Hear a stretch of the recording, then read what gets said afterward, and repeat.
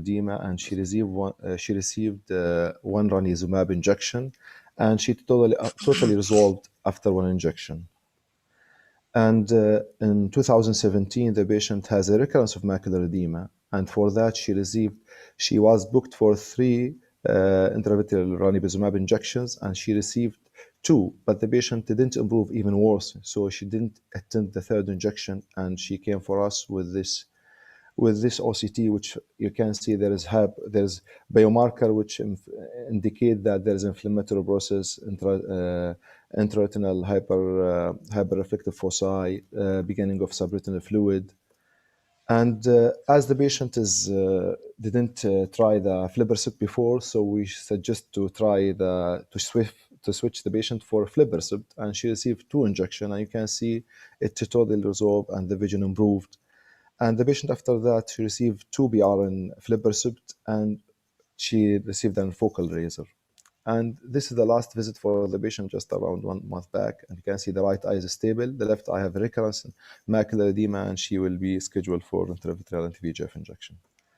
The second case is a single eye gentleman, diabetic mellitus, diabetic nephropathy again, vision is 0.2, single eye, pseudophakic, hazy media because of the cornea, the lens, 3 anti-glaucoma medication, history of focal and BRB. And you can see from the video, he has a brittle membrane here.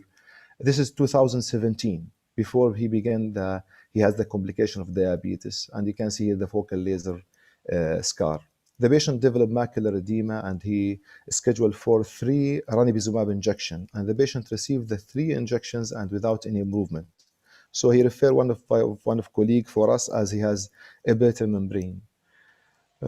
So we switched the patient for aflibercept, as there is weak response for ranibizumab, and you can see that even after 3 aflibercept injection, the patient has the same OCT, the same profile. The concern of the patient about the surgery, even the prognosis, he refused any kind of surgery, refused any steroid injection, especially the patient has a glaucoma, and we can do FFA to do some focal laser for the area, especially with this hazy media. So, and we are afraid from the scar. So we scheduled the patient for 3 extra aflibercept injection, and for one reason at the hospital, the aflibercept was out of stock. So the patient received the last 2 injection was ranibizumab. And you can see here there's some kind of improvement. So for that, we reschedule the patient for 3 aflibercept injection, and you can see there's totally resolved with macular edema, and there is just the presence of the brittle membrane as the first visit for the patient 2017. So switching is between anti-VEGF. It was none in the AMD before. But with that diabetic macular edema, there is many reports about that. And this is just a recent publication, which is systemic review for some reports or cases, or some prospective cases even, which switch the patient with weak response for anti-VEGF for aflibercept. And according to this paper, they mentioned that there is a good percentage of the patient who improve when you switch him for aflibercept. Why the patient by switching? Because mostly there's the theory of tachyphylaxis, which will be well known for the biological medication like infliximab, that there is a kind of reaction for this medication. It could be a cellular, like in antibodies for this medication, or it could be metabolic, that's upregulating for the receptors of VEGF, which increase and will give a lower effect for this medication. And about when we switch the patient, this is the question which we can't tell that precisely, but generally it will be that most of the mentions, they say that after 3 consecutive injection, if the patient has less than 1 line, 5 letters improvement, or the patient has less than 10% of the OCT, the CRT of the OCT improvement, you can switch him for another anti-VEGF. Again, just I want to mention the pathological of diabetic macular edema to know how these medications give us the chance to treat this kind of disease. You know that hypoxia will cause the vascular endothelial growth factor and the placental growth factor secretion, which will cause inflammation, vascular permeability, neovascularization, and blocking for these factors will stop this kind of inflammatory process in the eye, and will save the patient from the reduced vision. You can see here that how the VEGF is combined to the VEGF receptor 1, and that how the VEGF-A receptor going for the vascular endothelial factor receptor 2. And through the studies that when you compare the patient with diabetes with the normal patients, we found that there is a higher concentration for the VEGF and VEGF in the aqueous of these patients, which mentioned that if we treat this elevation or decrease it, we'll give the chance to be cured from this disease. Again, we have a 3 medication which already tried with many trials, and we know about this medication, how the mechanism of effect, and you can see that bevacizumab, how its effect, it's combined to the VEGF-A, and the ranibizumab, which has a lower molecular weight and combined to the VEGF-A, and the aflibercept, which has an effect on against the VEGF receptors and also the BGF receptors, which give him maybe more effect on diabetic retinopathy.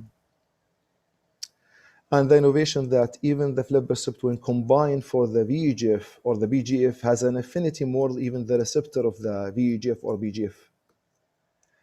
Again, the aflibercept was tried by Vivid Vista for comparing by the laser. Just I want to mention something in this study, because we have huge lessons from this study, which prove that there's 2 intervals for this medication comparing by the laser. And you can see the patient has, from the 5th dose, the patient has around 90% improvement in vision, and he continued for 3 years in the 2 intervals, 8 weeks. And here you can find the Vivid Vista that the patient has, from the beginning, from first 3 injection improvement, but even he reach the 5th injection, he has around 90%, which from the number of the letter which is supposed to be gained in the end of the year. So for these 5 injections, give us an indicator for the patient improvement, and even it's very important for the patient to give him the chance to reach this number of letters as soon as possible. Again, here is that according to this study, even that we approve that the aflibercept has a role in decreasing the diabetic retinopathy severity, and even in the study Clarity, which approve even the role of aflibercept in the BDR.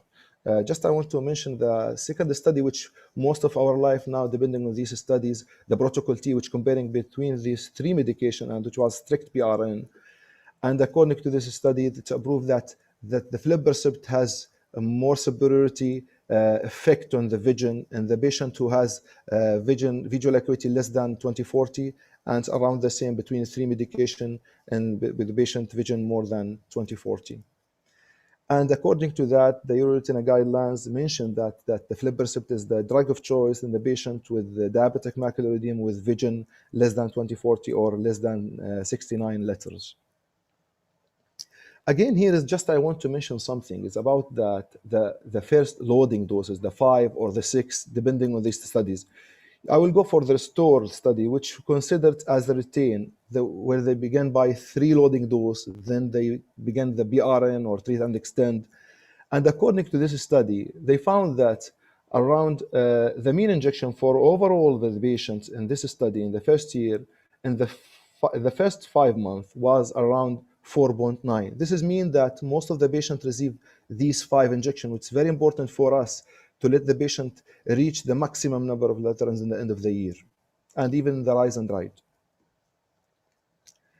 And I want to mention that as I speak about switching, so let us speak about the weak response. In the Protocol I, they found out the patient who has persistent diabetic macular edema after 24 months have a chance, around 40% of these patients to have later respond for anti-VEGF. And this is even approved by Protocol T, that there is a late respond for the patient with weak response in the beginning or in the first 2 years. A conclusion, the early intensive treatment in the year 1 result in long-term maintenance for the vision, and the reduced number of the injection and the subsequent follow-up of the patient in the coming years. Aflibercept is the treatment of choice for patient with vision less than 20/40 according to the guidelines. An anti-VEGF switch in case of weak response could be considered in case of that the patient has less than 5 letters improvement or less than 10% reduction in the CRT after 3 consecutive intravitreal injections. Thank you very much. Fast.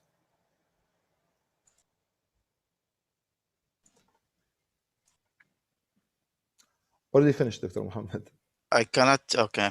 Hello. I try to unmute myself. It's not coming. I don't know why. Because they want, maybe the computer want to give you one time for you, Hassan. Okay, Hassan, thank you very much for the presentation. It was an excellent an overview about the effect of anti-VEGF in management of diabetic macular edema and the role of aflibercept and the cases you have shown.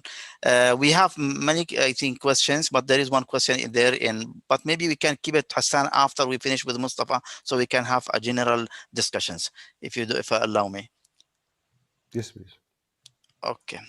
Okay, Mustafa, now can you just please start your presentation? Mustafa from Bayer, he's a medical and he will give a talk on behalf of Bayer.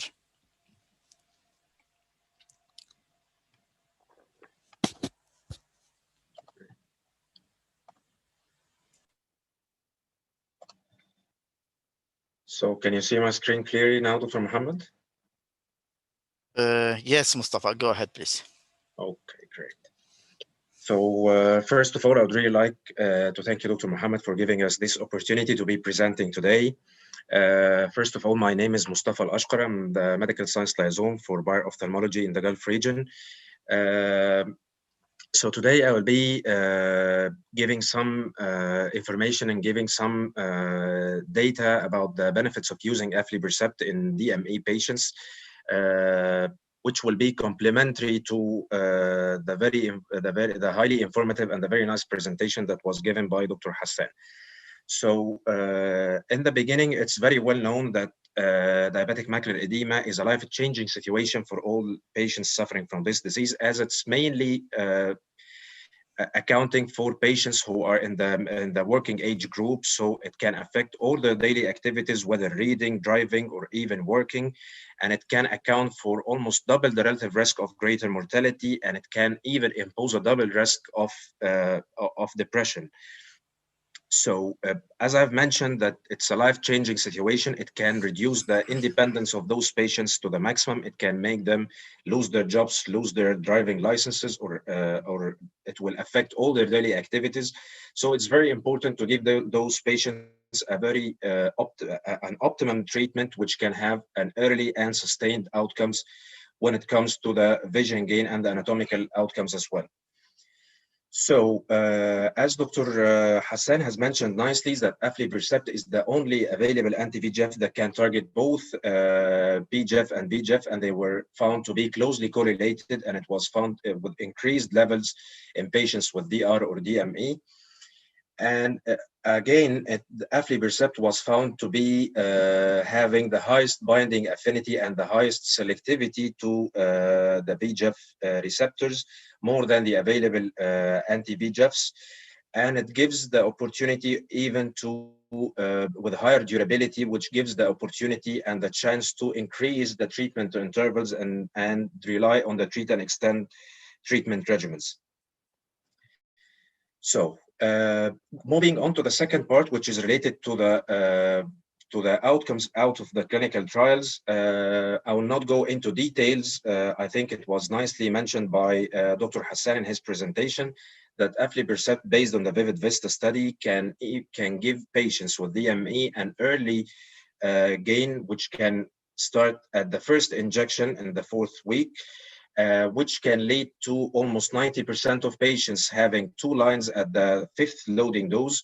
And these results were maintained and sustained starting from the 1st year to the 2nd and the end of the 3rd year, with less number of injections, giving more hope and reducing the treatment burden for those patients who are on long-term treatment regimen. So based on this data, it has opened the floor to explore the benefits of the treat and extend basis and the improvement and the reflection on the quality of life of those patients. So that's why a study was developed, which is the AQUA study, and was published in 2019. It was a multi-center, open label, and single arm phase 4 study. It has assessed aflibercept according to the European label posology, and the primary outcome was the evaluation of the improvement in quality of life for those patients based on the New York Institute Visual Functioning Questionnaire. So it was found that in the first year of treatment, patients gained almost more than 10 letters, which is consistent with the results which were seen in VIVID and VISTA studies. Not only that, but when it comes to the improvement in the quality of life, it was found that the near vision activities and the distant vision activities were significantly and markedly improved with the use of aflibercept at the end of the first year. And it didn't only affect the better seeing eye, but it has affected the better seeing eye as well as the worst seeing eye. So to have a better understanding and to elaborate more on the benefits of the treat and extend regimen, those patients who were included in the AQUA study and who finalized the whole study curriculum, they were included in another study, which is called the Violet study, and it was published in 2020. It has included patients coming from the AQUA study with 3 treatment arms: aflibercept with a fixed dosing regimen of 1 injection every 8 weeks, and aflibercept based on the treat and extend basis, and the last treatment arm was aflibercept BRN, assessing the mean change in best corrected visual acuity in the first year. And it was not a surprise that the 3 treatment arms achieved the same results and maintained the same results during the whole second year. However, it was found that the treat and extend regimen had the least number of injections with the least number of clinic visits as well. So as I've mentioned in the beginning, that based on the treat and extend treatment regimen for aflibercept, we can give the patients by the initial 5 monthly injections and early and sustained outcomes, which can be even giving an opportunity to defer the treatment starting from the second year, reducing the treatment burden on the patients, reducing the visits frequency, which will subsequently reflect on the reduction of the overall treatment burden, even for the patient or the healthcare system and the treating physician as well. Another interesting outcome was seen from the Cochrane meta-analysis, which was published in 2017, including the results from 24 studies for aflibercept, ranibizumab, and bevacizumab, having more than 6,000 patients, ranging from the vision from 20/200 and 20/40. And it has composed 3 primary outcomes: the proportion of patients gaining 3 lines, and the mean change of the best corrected visual acuity, and the CRT as well. And as you all know, the meta-analysis has one of the highest level of evidences among the data coming from randomized clinical trials. It has level 1A. So regarding the results, it was found that at the first year, aflibercept had a significant improvement in all treatment outcomes, in all the efficacy outcomes versus either comparators. And there was a 30% more probability to have a gain of 3 lines or more with aflibercept than either comparators. And that improvement and that gain in vision was not on expense of safety. So there was a similar safety profile when it comes to the 3 treatment regimens or the 3 anti-VEGFs. Another important topic, I will just say it in just 2 minutes, which was the improvement in the disease modification in the DR beyond DME as well. It was found based on the VIVID VISTA studies that aflibercept can improve the retinal perfusion in patients with DME and to offer an improvement in the DRSS score for those patients. And the same results were also seen in the very famous protocol T, that aflibercept had aflibercept and the other anti-VEGFs had an improvement in the DR severity in patients with non-PDR. However, in the PDR patients, aflibercept achieved superiority over either comparators in the first year and in the second year as well versus bevacizumab, and it was numerically better than ranibizumab in the second year in improvement in the DRSS score for PDR patients. So that opened the floor to have more studies to study the effect of aflibercept on DR patients, whether non-proliferative or proliferative, even without DME as well. So there was two studies, the Clarity study for patients with PDR and the Panorama study for patients with non-PDR. And aflibercept has achieved superior vision gains and improvement in the DR severity in both studies, whether Panorama or Clarity. And this in line offer or reinforce the fact that anti-VEGFs in general can have a beneficial effect for treatment of DR patients as well as DME patients. So just to conclude, that aflibercept has a unique mode of action binding multi-target pathways with an early intensive treatment that can give early and maintained and sustained results over the first and second and third year, which was seen from Vivid Vista and Protocol T as well.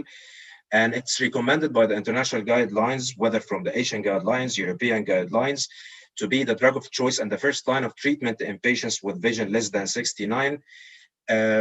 And it can provide a life-changing vision gain for those patients and even benefits for disease modification beyond DME for DR patients. And thank you very much. I hope I was on time. So it's over to you, Dr. Muhammad. Thank you very much, Mustafa, for this nice presentation and excellent and conclusion, actually. Thank you.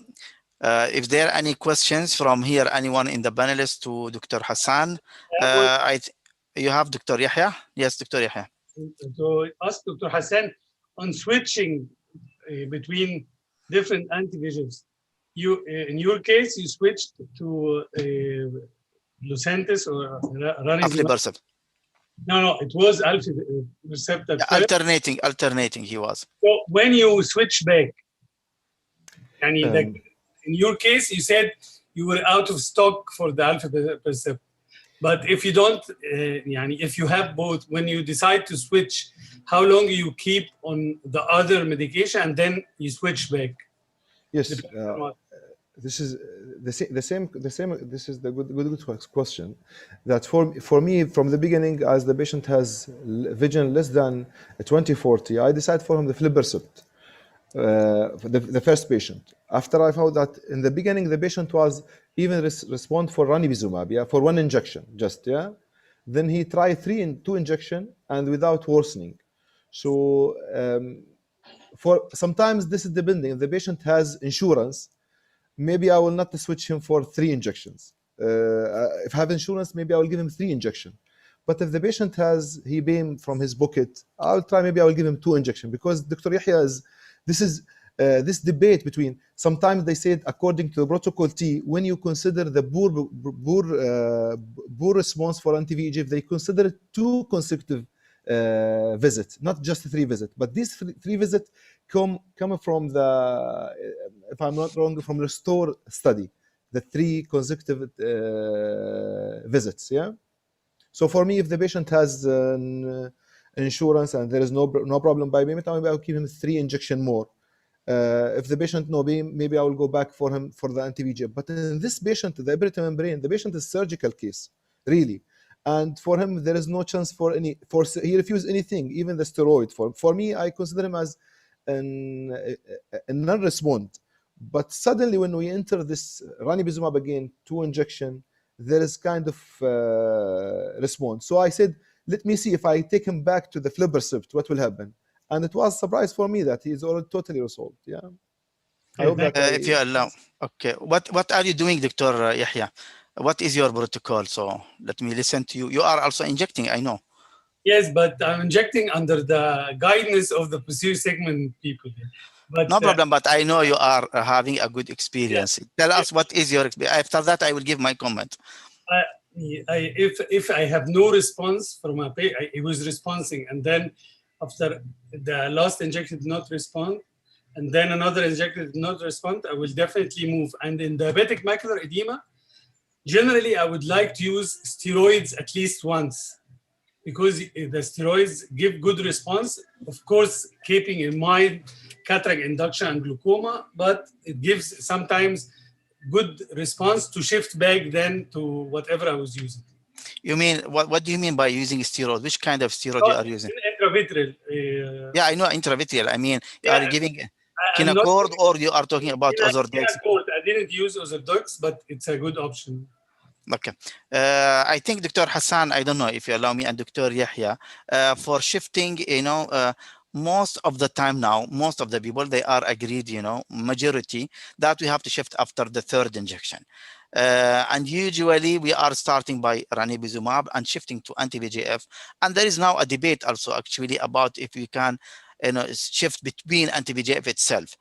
Sometimes it gives a good result, but sometimes I think if you start immediately with a good and power, as we mentioned by Mustafa and by you, Doctor, you can go directly to the strong medication that we have available and start as the first choice. And you cannot go back to the, I mean, there is some cases and some study that show you can go back to Lucentis or ranibizumab, but most of the time, I think if you use any anti-VEGF, then my way is just one anti-VEGF, then go directly to the steroid. Regarding the second case, there is also a debate about the ibretinal membrane. I know, Hassan, I know you know about that. Sometimes they are responding very well. They are responding even if we think it will not. And sometimes you feel it will respond and they don't respond. So it's a dilemma. You have to give a chance. You have to give a chance. About epithelial membrane, sometimes I can bring if it is very thick. Yeah, no, I can bring 10 cases of patient with epithelial membrane like this, and we give him anti-VEGF or steroid, and the patient has a normal foveal contour. Normal foveal contour. So for even if you go for the guidelines, for the studies about the rule of the vitrectomy, this is debate. They said you can do if the patient, they said like this patient, he has one eye, single eye, glaucoma, and atrophic change. What you will get the benefit from the 0.2 for epithelial membrane removing. But even the protocol D, they mentioned that you can do the surgery and the improvement not as expectation. So for me, I will, if the patient has an exudative part of tractional diabetic macular edema, I will try to give him chance by the anti-VEGF or steroid. Then if there is no response, and this is, I will decide according to the patient financial status. If the patient hasn't insurance, I will not take him for 3 or 4 injections. But if the patient has insurance, then I can give him a chance. You can see these cases after 12 injection, he's responded. It's clear. This is real data, not I brought it from my mind. Why I brought it? I'm with you, Dr. Hassan. But what I'm trying to say is, away from the insurance or capability of the patient, if you talk scientifically, pure scientific, then we are having so many patients with ibretinal membrane. They are very well responding, and they don't need. Sometimes, if you do the surgery, it will not give any improvement. Similar, even it will be the same, or it will not be improvement. And sometimes there will be. Yeah, I'm sure. But there is a different type of ibretinal membrane. This is the message, it's not all similar. Not every ibretinal membrane similar to other one. And if there is, VMT, it's completely different. So we have to differentiate about what we are talking when we are talking about ibretinal membrane and the response. I think the question from one of our colleagues here is Hazim Khalaf also. He is saying, in general, in the presence of ibretinal membrane, do we inject anti-VEGF firstly or surgery? I think we are discussing the same. Any benefit of injection in ibretinal membrane with macular edema? We already, I think, answered this question. Is there any question from Mustafa or Dr. Hayat or Dr. Yahya, Dr. Jasperitz? I have a question. Thank you, Dr. Amri. And of course, thank you, Mr. Mustafa and Dr. Hassan for excellent presentation. I have this case very nice where you have discussed about glaucoma. And that brings up what different we do in our practice when a fresh case where there is a end-stage disease, glaucoma, and then you see somebody who has glaucoma as well as diabetic macular edema. What different? How will be our approach? The approach. Okay, Sam. Yes, if there is a patient has diabetic macular edema with glaucoma, the first thing we should control this glaucoma, because for us this is the nerve fiber is very important for us. And in the same time, we'll go for the diabetic macular edema to treat it by the anti-VEGF, add laser if the patient you can.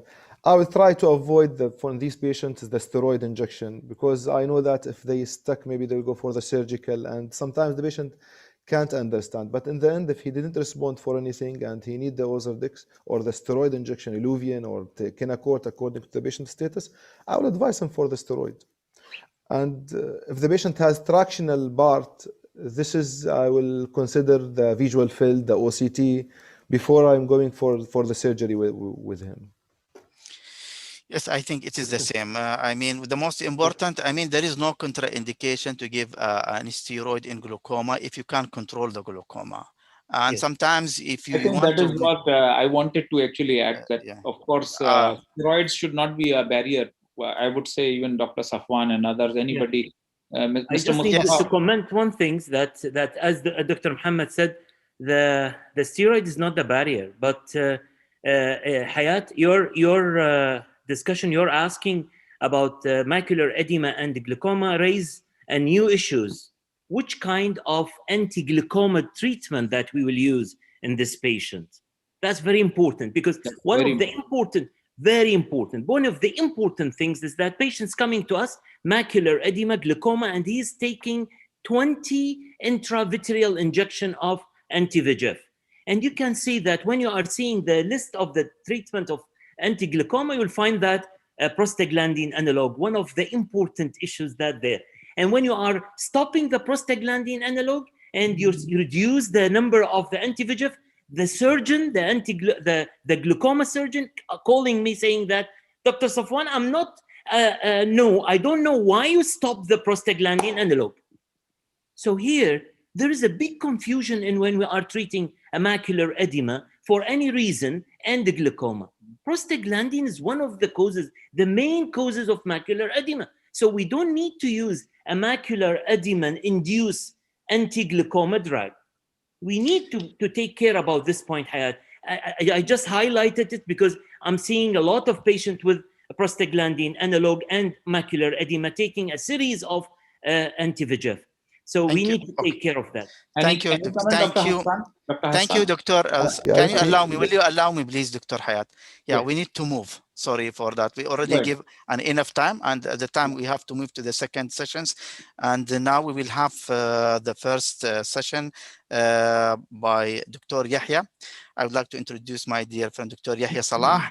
He's a professor of ophthalmology in Cairo University, and he is well-known figure in cataract and refractive surgery, and he will give a talk about femtocataract current status. Dr. Yahya.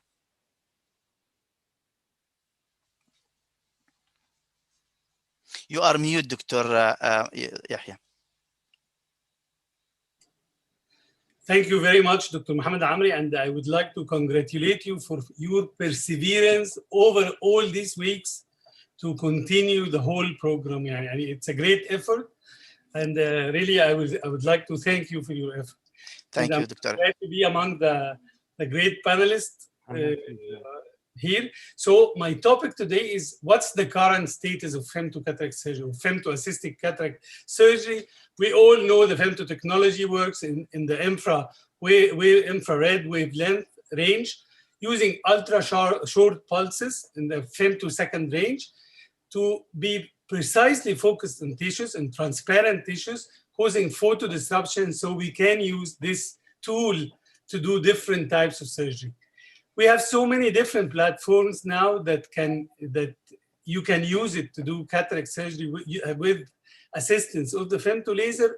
My experience is using the Z8 femto LDV, and I have my reasons for this, because I delayed for a long time using femto laser in cataract surgery until I got this machine. So what's the promise, or what's the addition that femto-assisted cataract surgery can give? Theoretically, it should give reproducible, perfect architecture of the corneal wounds, reproducible size, shape, and centration of the capsular axis, decrease in the ultrasound time and energy, and hence safety, better centration and stability of intraocular lenses, especially premium ones, arcuate astigmatic keratotomy to treat coexisting astigmatism, and possible advantages in complicated cases like subluxation, intumescent cataract, shallow anterior chamber, and pediatric cataract surgery, Fuchs endothelial dystrophy. There are negatives that need to be addressed. One is the cost, the extra cost that we add, and we have to see if it's valuable or not, and the time that it adds to the surgery and the real value of this addition. So this is my experience with the LDV. It resolved the time issue markedly because it is truly a mobile machine. So I get it into the OR.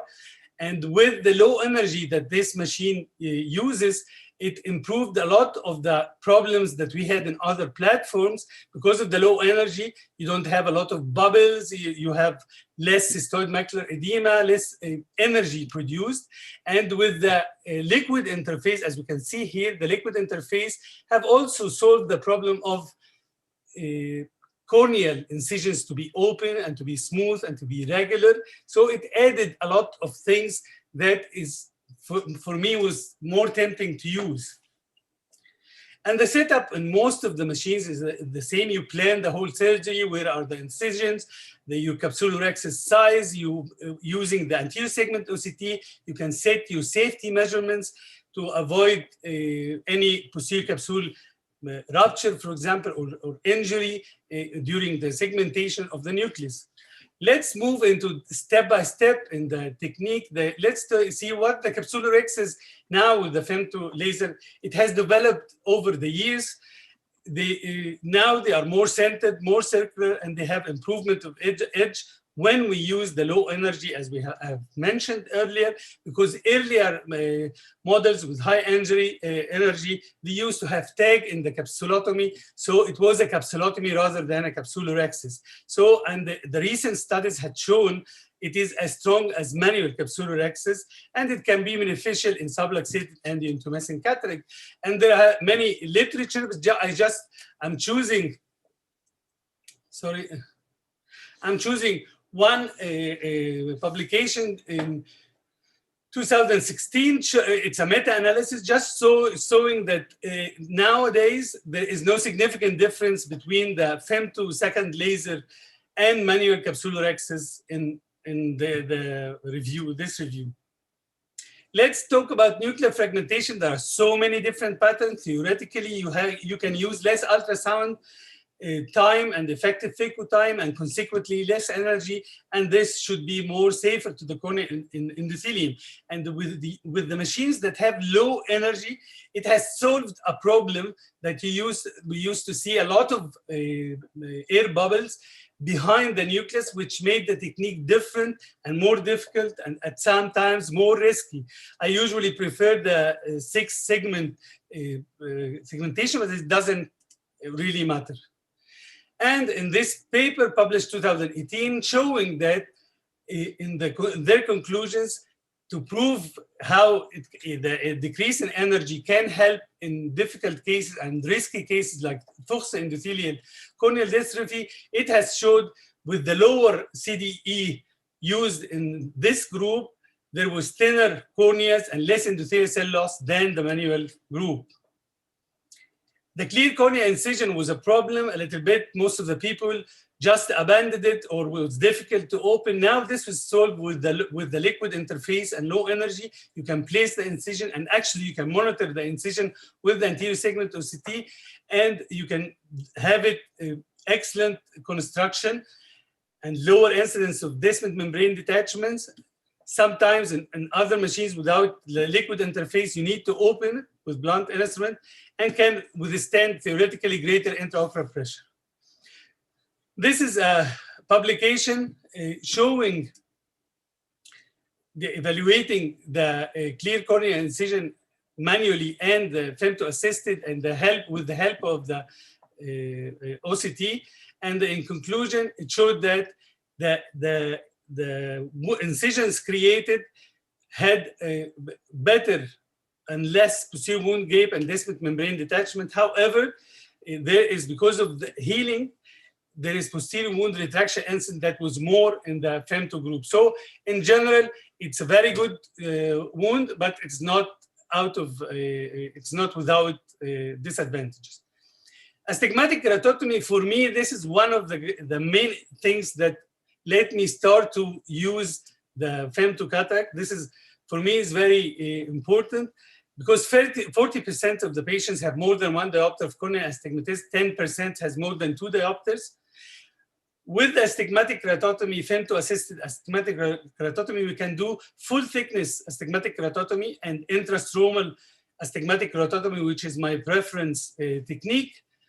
Because with the intrastromal, you don't disrupt the epithelium, there is less pain post-operative, less discomfort, and less possibility of inducing infection.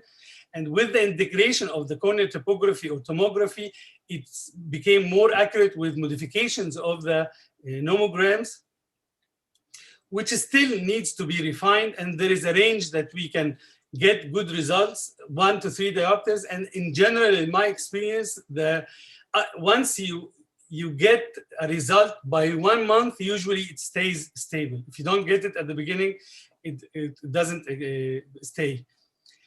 So this is a publication in Journal of Cataract Refractive Surgery by Visco, showing how useful is the femto-assisted cataract and the results of the femto-assisted cataract surgery, cataract-assisted arcuate keratotomy. It represents here safe and efficient method for astigmatism correction at the time of cataract surgery, and demonstrated stability of correction at least 1 year post-operatively. And this is very important. The stability is important. And even we can use this astigmatic keratotomy post-operative for people who have done surgery elsewhere and coming with residual astigmatism. You can help them with this technique. And though we are getting good results, but there has to be some modifications in the nomograms. And one of the things that we should look at it more closely, as this paper shows, is the biomechanical properties of the cornea. And this probably affects the results, even if you use the same parameters in different patients. This is just a short video showing the technique with intrastromal astigmatic keratotomy, just to show how the technique is flowing like a normal. It adds extra time for me, 4 minutes than normal. This is the liquid interface, and this was very helpful to decrease the rise in intraocular pressure during suction, and as well to make the incisions. As you can see, I'm going with the viscoelastic cannula, immediately open, the incisions are opened. I have put the paracentesis in an awkward situation here because of, as you can see here, the astigmatic keratotomy incision, and these are intrastromal astigmatic keratotomy incision. And in many papers, it has showed that the results of intrastromal is matching those of full thickness, although this can be debatable. As you can see, there is no bubbles. I'm doing my regular hydrosection. The lens is already bisected into 6 segments. And I'm doing my normal vertical chopping. In this way, you decrease the ultrasound, although this may be a little bit more useful in less experienced surgeons, but it is true that you use less ultrasound to fracture the lens. It is already bisected.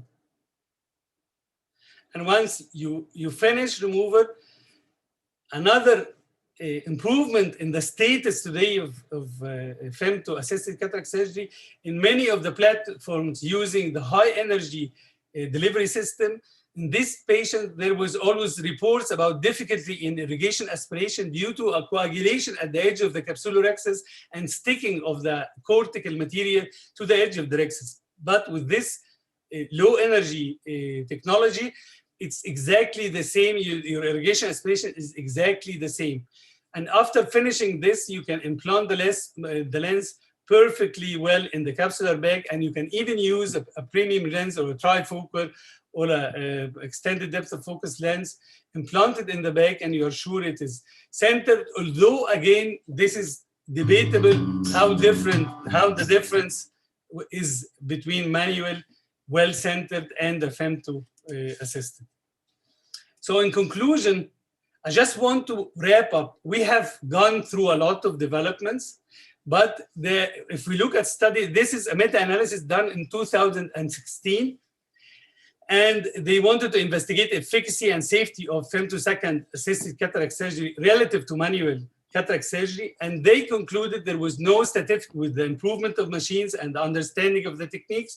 There was no statistically significant difference between the flex and the manual cataract surgery as regard the main outcomes. Although at that time they were reports of higher reports related in the flex group. Let's go into 2020 publication, very good review of literature done by Roberts et al. And they were reviewing the scientific literature concerning femtosecond laser assisted cataract surgery. And they found that studies suggest that the current clinical outcome, this is 2020, outcomes of femtosecond laser assisted cataract surgery is not different to conventional phacoemulsification, and it is not cost effective, which is very important point to remember. In its current technological form, it is useful surgical tool in specific complex cataract scenarios, but its usage has not been shown to translate into better clinical outcomes. This is very important to know where we are. And again, one of the best studies done, this is the FemCat study and published 2020. And it's very well constructed study where they wanted to see how the femto-assisted cataract extraction results compared to phacoemulsification in this era, and they found that there was no significant difference in both groups, and complications were the same.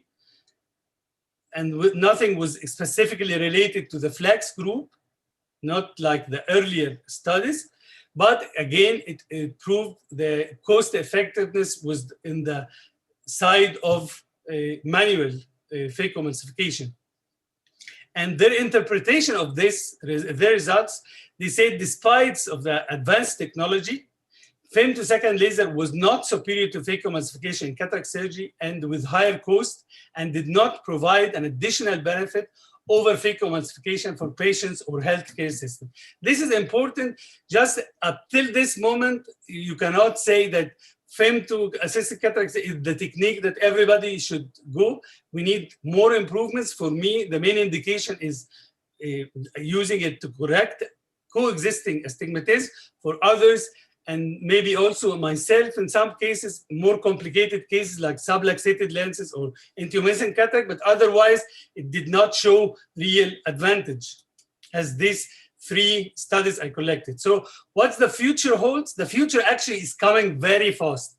We want, one of the things is the time, and you don't want to use again ultrasound, the machine ultrasound to remove the nucleus, and it's the same as the regular phacoemulsification. So we need total liquefaction of the nucleus to aspirate the contents and to be able to implant an IOL material or an accommodating intraocular lens that can restore accommodation. And there is a lot of the line. As regards the intraocular lenses, we all know about the new accommodating lenses that are almost coming soon to the market. And this is the femtomatrix Keranova. This is called phaco ablation, not phacoemulsification. In this machine, which is getting produced by Keranova, they can fragment the lens into 20,000 cubes in 0.2 cubic millimeter volume in 20 seconds. And they transmit the femtosecond laser beam by fiber optics. So actually the care for the optics is very simple. And once you have this fine fragmentation, this is what we hope we all are talking about. Then you can really aspirate the contents and then inject the intraocular lens with the same machine. And this is, the future is here now. And the accommodating intraocular lenses are almost coming very soon with a lot of promising results. Thank you for your attention, and I hope I could give a brief for this topic. Thank you very much, Dr. Yahya. As usual, very nice and excellent presentation, and you cover most of the points. Okay, the recording has stopped. Okay, so there is a questions, I think, from different colleagues here. I have one question before we start. There is one of Muhammad Al Musa. He's asking, I want to ask Dr. Salah, when we correct the astigmatism by AK, this will reduce the K reading, which we already consider for IOL calculation. Should this affect the final vision outcomes? It's a good question. Yes. Good question.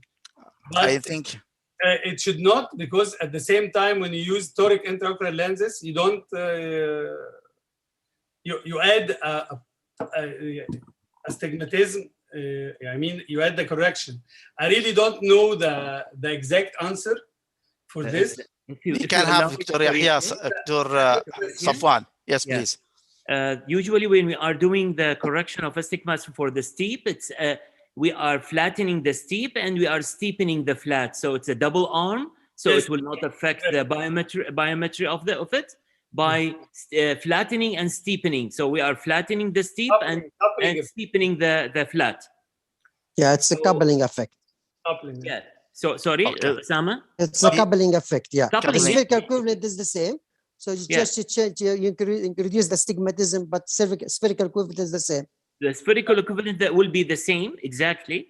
The coupling. So, okay, so there will be no effect. So there will be no effect, no change. Okay, no effect, thank you very much. Is there any question for Dr. Yahya?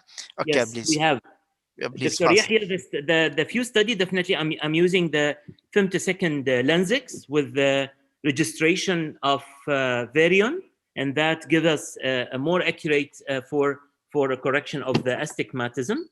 And with your excellent review for the studies that done, my opinion is that the study that done by Dr. Ahmed Aik, it was lack for the experience for the femto. Means that they were comparing two groups, an excellent surgeons for phaco with which study? Sorry? Which study you mean? The study 2016 by Aik Ahmed, yes. The one that you reviewed.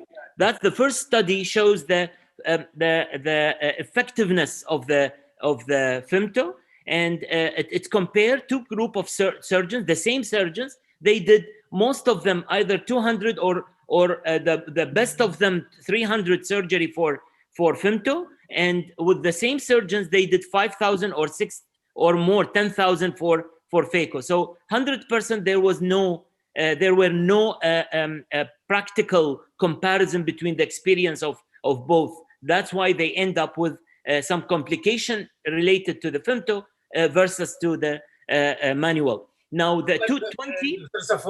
Just 1 second. You are right in a way, but remember the study, the multi-center study done by the European Society that was presented by late Dr. Perry. And this study have showed complications rate more, but definitely I associated one to experience, but another thing to the machines. Because macular edema was one of the main things, and there was a measurement, a study done by, I think, Japanese. I don't recall the name of the study. They studied the level of the prostaglandins in the anterior chamber using the femtoassistic. That's right. I'm coming in that. But now this does not apply with low energy. See, Dr. Yahya, I'm coming to these steps. The issues is that the duration of the surgery for a non-expert, it was long, and that's usual. Means that no experience in dealing with the femto, it will end up with more prostaglandin release in the anterior chamber, and that's it's a fact. So when they are comparing the time with the less experience and more experience, 100%, there is a difference in the time. 2020 shows there's no difference in complication because they gain more experience, and this is the fact.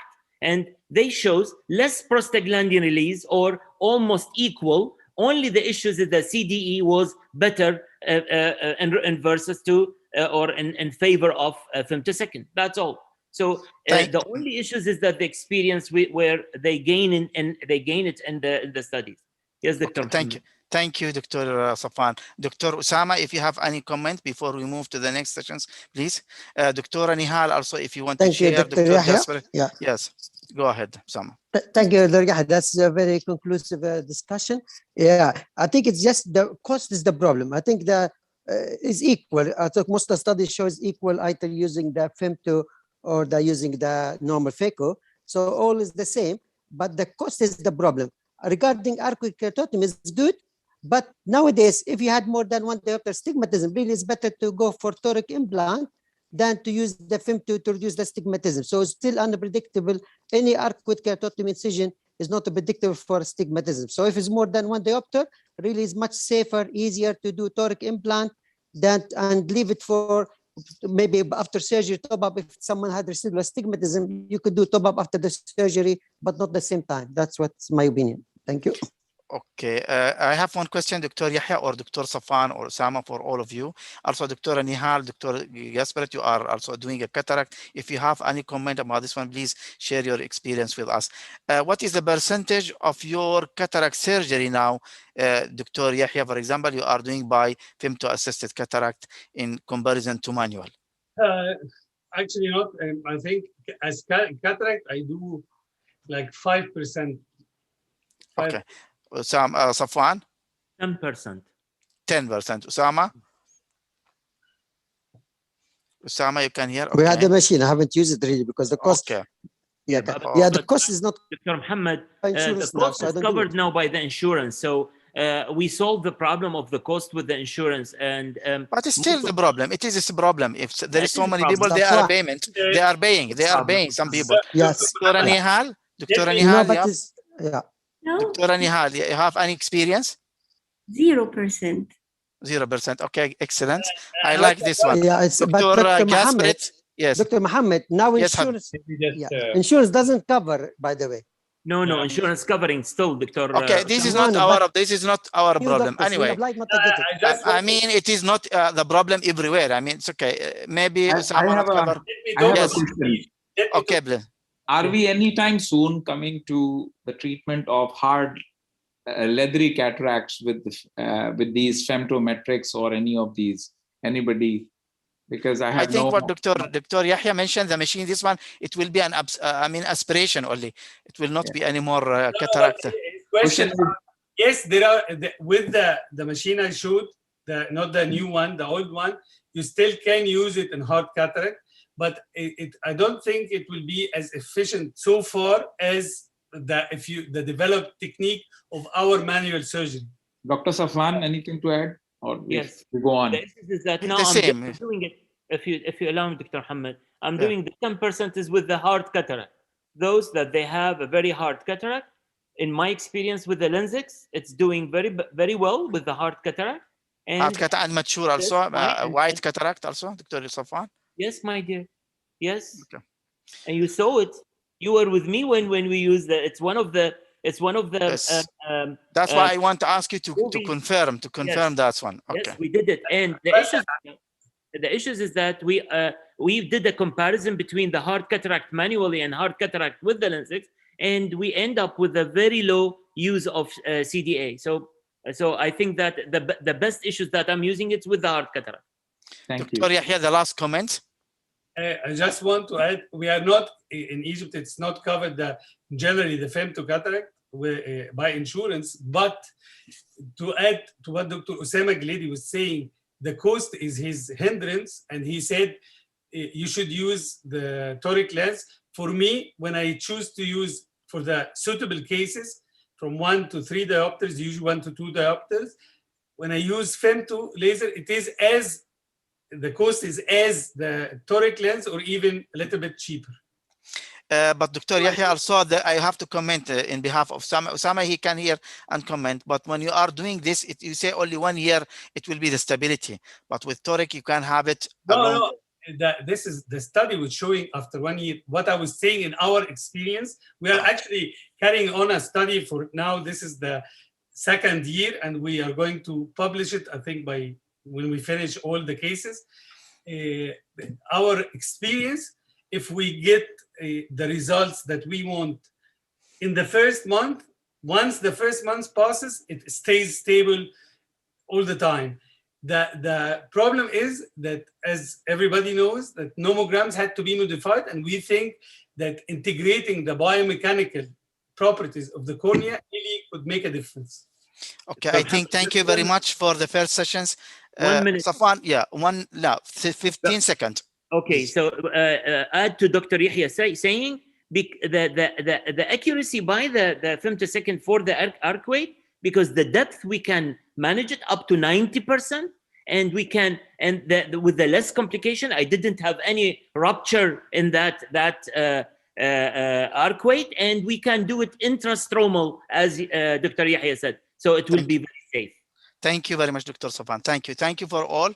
I think now we will move forward, and we are going now to introduce Dr. Nihal Shaqanqiri. It's my pleasure to be with us, Dr. Nihal. Dr. Nihal, a professor of ophthalmology in University in Iskandria and well-known pediatric cataract surgeon. And she is going to talk first about how to manage congenital cataract with posterior capsule defect. The mic with you, Dr. Nihal.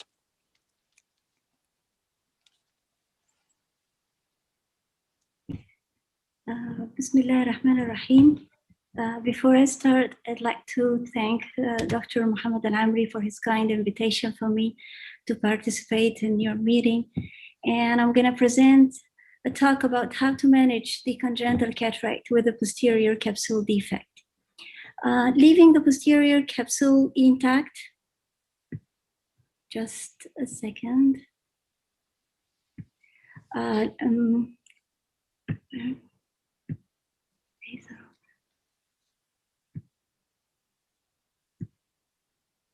Leaving the posterior capsule intact at time of cataract surgery will definitely lead to posterior capsule opacification. So the key of success in pediatric cataract surgery is posterior capsule rhexis combined with anterior vitrectomy. So when lens epithelial cells grow across the posterior capsule along the years, you're going to have a clear visual axis. Concerning congenital cataract, doing cataract surgery without IOL implantation and fitting the babies with aphakic spectacles. In straightforward cases, we perform the anterior rhexis in these cases to be the anterior rhexis 6 millimeters, and then the posterior rhexis to be also 6 millimeters. In these cases, how to perform the posterior rhexis? We first hook the posterior capsule, it's hooking, and then tent the posterior capsule, and then tear it into a triangular tear. And then through this triangular tear, we do inject viscoelastic into the burger space. Here, can you see this is the viscoelastic in the burger space? And then hold the edge of the posterior rhexis at the posterior capsule and perform this 6 millimeter posterior rhexis. Then anterior vitrectomy. The key of success in these cases, or the ease of posterior rhexis, depends on one factor, is how to inject the viscoelastic into the burger space. Don't dip with this cannula into the anterior vitreous space. Inject, can you see this ring? And then more enlargement, and then here the ring becomes larger, larger, and larger. It means that you are injecting in the right space, exactly between the posterior capsule and anterior vitreous space. Then the posterior capsule rhexis is going to be very simple and easy, and you're going to achieve exactly 6 millimeters anterior vitrectomy. Why 6 and 6? 6 millimeter anterior rhexis and 6 millimeter posterior rhexis? Because this is going to be a beautiful 5 millimeter capsular support in the future, where you can implant the IOL and sulcus, because the IOL optic is 6 millimeter, and you're going to have this beautiful 5 millimeter capsular support. Whereas for children where we're going to implant intraocular lens, no, the anterior rhexis here should be 5 and not 6, and the posterior rhexis should be exactly 4, so you can implant the IOL safely between the two rhexis. These are the straightforward cases. However, in some cases of congenital cataract, look here with the magnification, you can see a very well delineated opacity. It is associated with a posterior or a congenital posterior capsular defect. And it is very common in pediatric cataract. The posterior capsular defect may be so apparent like this, lying against a bright red reflex. Or lens matter may block the posterior capsule defect and the rest of the lens is crystal clear. Or lens matter may block the defect and the rest of the lens may show vacuoles all over the lens like that. And sometimes the posterior capsular defect is hidden. Can you see here? It is hidden under total cataract.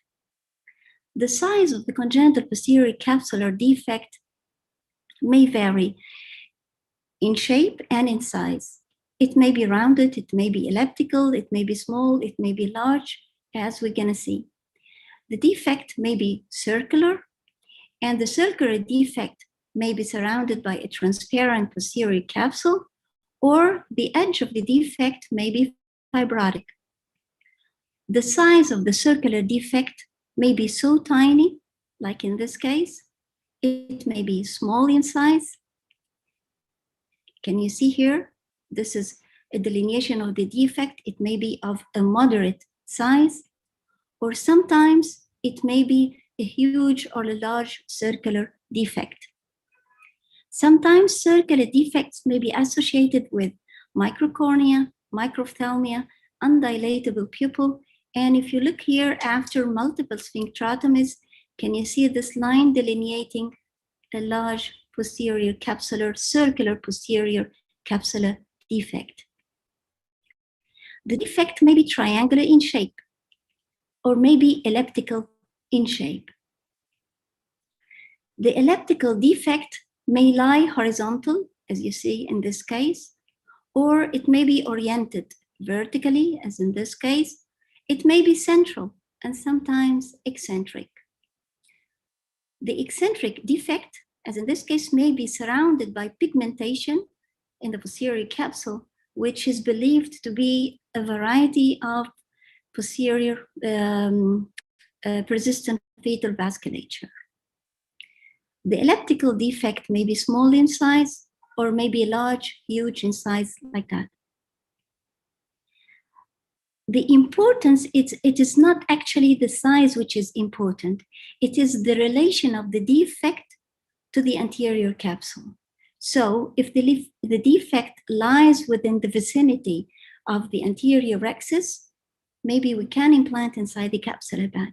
But if the defect is beyond the extent of the anterior rhexis, in these cases, it is difficult to implant inside the capsular bag. Sometimes the defect is blocked by a sort of a lenticular cyst, and the cyst lies and the rest of the lens here is transparent. But sometimes the intralenticular cyst may be associated with a degree of lenticular opacities. The defect is blocked usually with an opacified lens matter. This lens matter that blocks the defect may lie anterior to the defect and have vitreous. But sometimes the lenticular opacity lies behind the posterior capsule defect. And in these cases, we have opacities of the anterior vitreous face. Sometimes we have what is called double defect. We have here a defect in the posterior capsule and a defect in the anterior vitreous face. So, how to proceed with cataract surgery? In cases with cataract surgery without IOL implantation, at time of surgery, we expect here to have a defect. So we go for the irrigation aspiration and without hydrodissection or hydrodelineation. Can you see here the defect started to appear? And you go in after irrigation aspiration, this is the defect. We cut the edge of the defect by a micro scissors, and then we go with the rhexis forceps away from the defect. Away, we perform frequent re-grasping until we perform a 6 millimeter posterior capsulorhexis, and then go with the cutter to clear the visual axis. And this is a case with the double defect. a defect in the posterior capsule, and here another defect in the anterior vitreous face. Whatever the pathology here, you cut away from the defect and then again proceed with the rhexis forceps, performing a 6 mm posterior rhexis and then clearing the visual axis with a vitractor. And here it looks like a simple case of congenital cataract with 6 and 6 mm two rhexis. You may, in some cases, you may do this. Go with the irrigation aspiration. Can you see this? This is the edge of the defect started to appear. And now here the defect, it's a small defect. And once you're in with the irrigation aspiration, never out until you finish irrigation aspiration. Leave the irrigation, go out with the aspiration, and then in with the cutter, and then you can enlarge the posterior capsular opening, performing the posterior rhexis with the cutter. Here, this is a very tiny defect. Again, you can perform a posterior rhexis around it, anterior vitrectomy, and then increase the posterior capsular rhexis to the desired 6 mm rhexis. This is another defect here, and it was blocked with calcification, and it has a fibrotic edge. Again here, anterior vitrectomy, the posterior rhexis is small. You can enlarge it with a cutter to the desired size at here at conclusion of surgery. This is a case expected to have a large defect and then increase with a cutter again to a 6 mm posterior rhexis. Concerning the cataract surgery with IOL implantation, if you have a posterior capsular defect which is small in size, and you can see here there is opacification of the anterior vitreous face, we can perform the posterior rhexis in the conventional way around the defect with the rhexis forceps. And as long as we're going to implant, so the posterior rhexis should be 4 mm. And then we clear the visual axis by cutter, performing anterior vitrectomy, and we can implant safely inside the capsular bag. What if we had here, we expect to have a moderate sized posterior capsular defect. We cut the edge with the scissors and make it circular, and then perform anterior vitrectomy, and it is easily to implant the IOL between the anterior and posterior rhexis. In cases of a large defect, how to proceed? After irrigation aspiration, can you see the defect here? And it lies within the vicinity of the anterior rhexis. So by cutting the edge with the scissors and then performing the posterior rhexis with a rhexis forceps, clearing the visual axis, yet the posterior rhexis is large, but still we can inject the IOL inside the capsular bag between the two rhexis here. But sometimes the large posterior capsular defect after irrigation aspiration, we see that the defect extends beyond the edge of the anterior rhexis. In this case, we cannot make it circular and we will not be able to implant inside the capsular bag. So in these cases, we have to remove the whole posterior capsule and then implant the IOL in sulcus and then push it to perform optic capture technique into the anterior rhexis. The key of success in these cases is the anterior capsular rhexis. If you have a 5 mm well-centered anterior rhexis, whatever the size of the defect, it's not a big deal. You can remove the whole posterior capsule. You have a beautiful, well-centered anterior capsular rhexis 5 mm where you can implant the IOL in sulcus. And this is the ideal picture. This is the 5 mm and this is the 6 mm optic. It should lie inside the IOL optic, just inside the IOL optic, where we can push the IOL optic into the rhexis and here performing a perfect optic capture technique, having all advantages of capsular IOL. What if we have a posterior capsular defect and a fibrotic posterior capsule? In this case, see here, this coincides with a defect in the posterior capsule. But the defect is small and it lies within the vicinity of the anterior rhexis. We can perform here a posterior rhexis, but we should take care the junction between the fibrotic posterior capsule and the transparent one. This is a weak point. It can tear up easily, but still we can implant inside the capsular bag between the two rexes. But look here, in this case, we have a fibrotic posterior capsule, but it extends beyond the edge. So in this case, the key of success again is the anterior rexus. It should be exactly 5. During irrigation aspiration, the defect started to appear. Here, there is the defect, but a tip, you should go for dry vitrectomy to know the actual size of the defect. After vitrectomy, can you see the defect goes beyond the edge of the anterior rexus? So we cannot implant inside the capsular bag, remove the whole posterior capsule, implant the IOL in sulcus, and then push the IOL optic behind the anterior rexus to perform optic capture technique. Look to this child. He has a total cataract in one eye, and in the other eye with a magnification, he has a congenital posterior capsule defect. Here under the microscope, this is the defect, and this defect lies within the vicinity of the anterior rexus. Look here, this is the second eye. You cannot see the defect, but you are 100% sure that you have a defect. So don't ever do in the second eye hydrodissection or hydrodelineation. During the irrigation aspiration, this is the defect. It's a huge defect, and there is lens matter scattered here in the vitreous, this dark spot. After dry vitrectomy, to know the actual size of the defect, and here after clearing the vitreous, this is a huge defect extending beyond the edge of the anterior rexus. Again, remove the whole posterior capsule, implant the IOL in the sulcus, and perform optic capture technique. And this is how it appears after surgery. It's a beautiful, well-centered IOL, segregated totally the optic behind the anterior capsular rexus, and the haptics are in sulcus. So finally, to conclude, if you have a case of congenital cataract, it's not always a straightforward cases, especially the total. Spare some time before performing the cataract surgery and look under the microscope. Look here, a total cataract and hiding behind a large posterior capsular defect.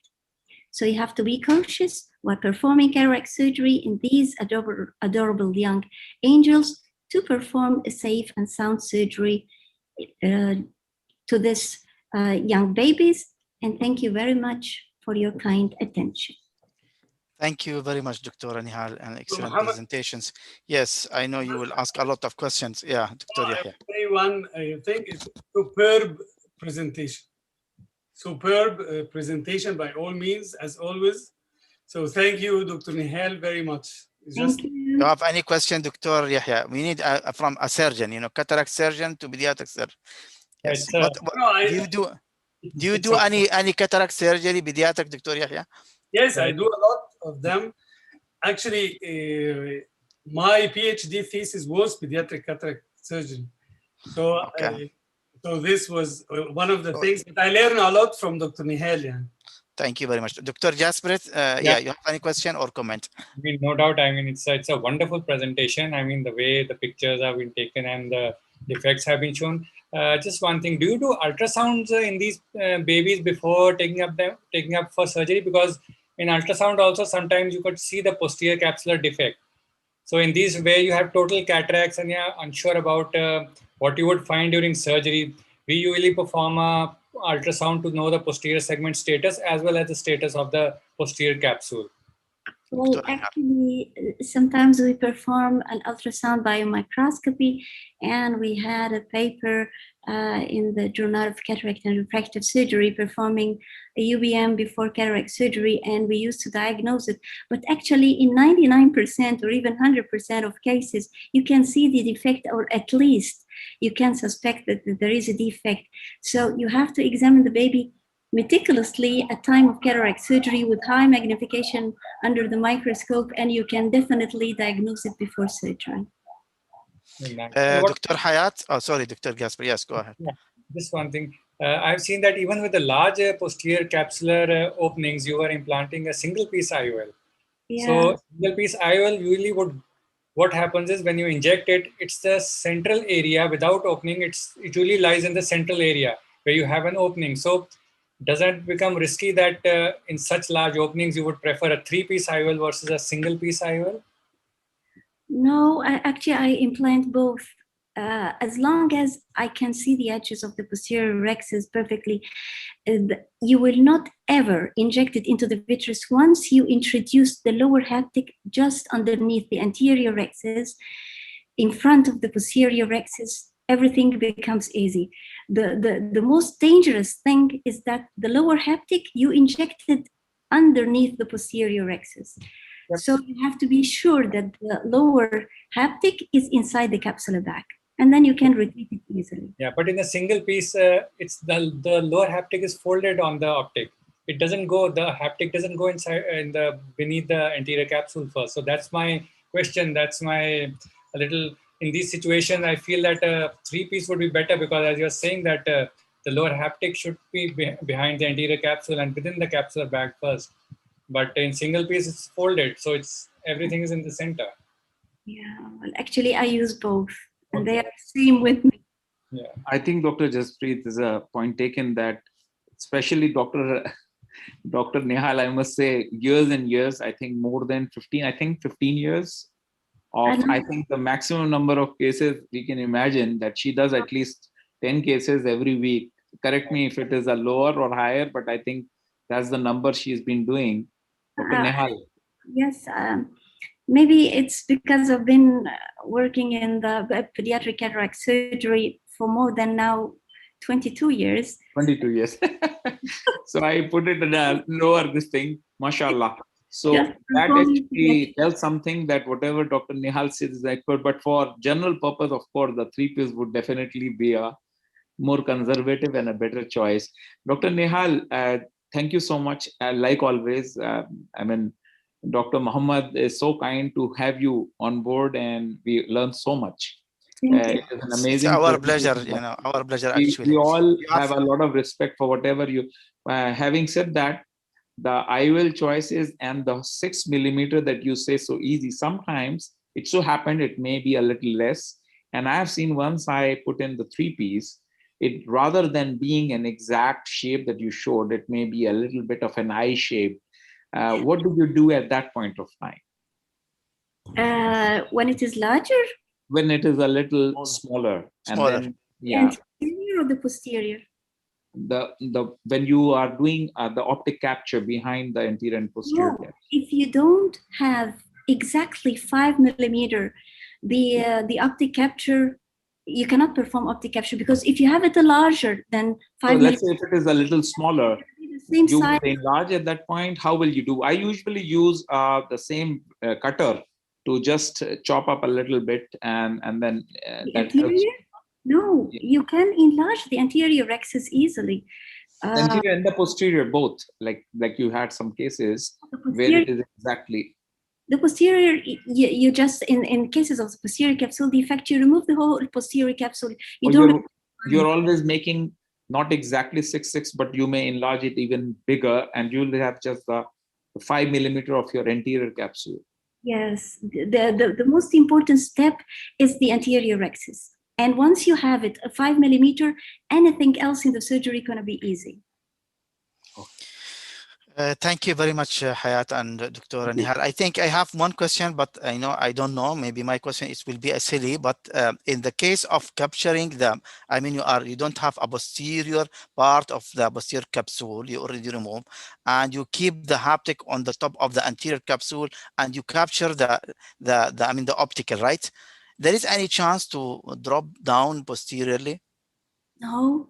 Once you have a circular anterior rexus. But you already put the haptics posteriorly. No, the sulcus. You implant the IOL in sulcus. But there is no sulcus. I do remember. I mean, you remove the posterior capsule. You remove the posterior capsule. You put it in front of the anterior capsule.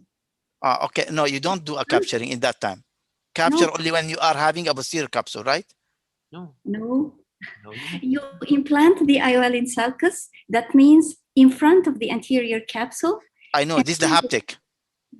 The haptic in sulcus in front of the anterior capsule. Yes, I know, but I mean, you are talking, I don't know if I get it really or not. I thought that you are putting, what do you mean when you are putting a captures? Can you just... Dr. Amri, 1 second. I would have videos with anterior capture and posterior capture. I'll make it clear in my talk. Okay. So let us move to you. That's mean, because you are not pediatric surgeon, but I didn't understand it well. So let me move now to Dr. Gaspret, and it's my pleasure also to introduce Dr. Gaspret. He is a well-known professor, pediatric ophthalmologist in, I think, Brimiger, right? Center in... in Chandigarh, and he is the president of Chandigarh Ophthalmic Society, and we are happy to be with us, doctor. And he is going to talk about the IOL in children, when to place and where to place. Dr. Gaspert.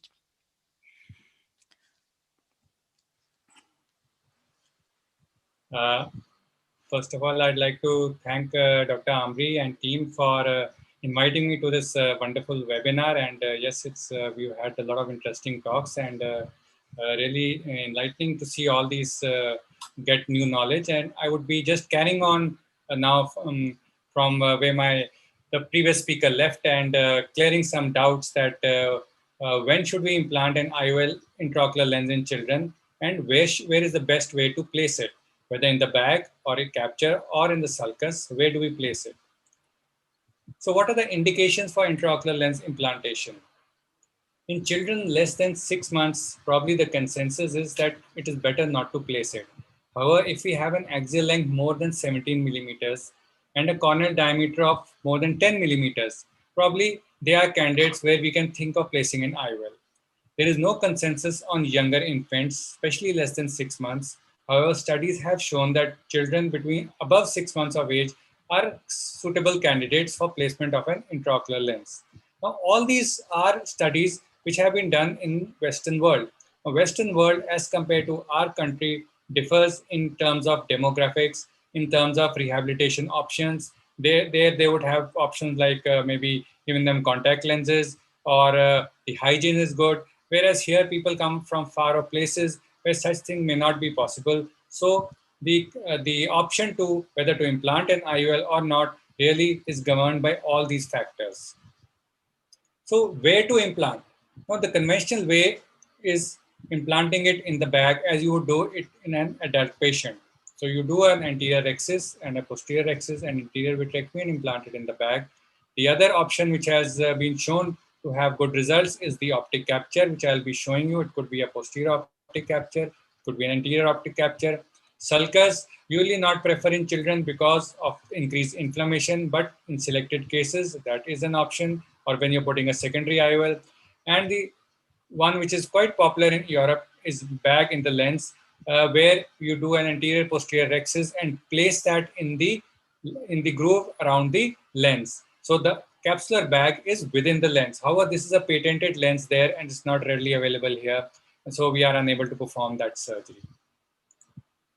So the routine pediatric surgery, as I was talking, is what you do is you would do an anterior axis. So we've stained this capsule, which we do routinely, and we're performing an anterior axis, as you can see here. It's going all around. It's about 5.5 millimeters of rhexis, where you can see here. So it's a round rhexis where we performed with the Utrata forceps, which is so because we're well in control. And with the round rhexis, we inflate the bag, do a nick in the posterior capsule, inflate inject the viscoelastic in the Berger space, perform a posterior rhexis, which should be around 3.5 to 4 millimeters because the IOL has to be placed in the bag. So when you have an anterior rhexis and a posterior rhexis, after that we do an anterior vitrectomy. This is the triamcinolone which I was injecting to know the adequacy of the vitrectomy, what we do, because we don't want any tags around the posterior capsule. So once we have a nice rhexis, the anterior rhexis and the posterior rhexis, the intraocular lens can easily be implanted in the bag. So this is the routine, or you can say the conventional way of doing it. Now the posterior rhexis we had done before IOL has been implanted. We had done manually with using a forceps. The other way of doing it is after implanting the IOL. So you implant the IOL without doing a posterior rhexis. And once the IOL is implanted in the bag, after that you perform a rhexis with the cutter. So there are different ways of doing it. So here the IOL is has gone into the bag. We have a rhexis posteriorly, and this is what routinely what is being done in the world.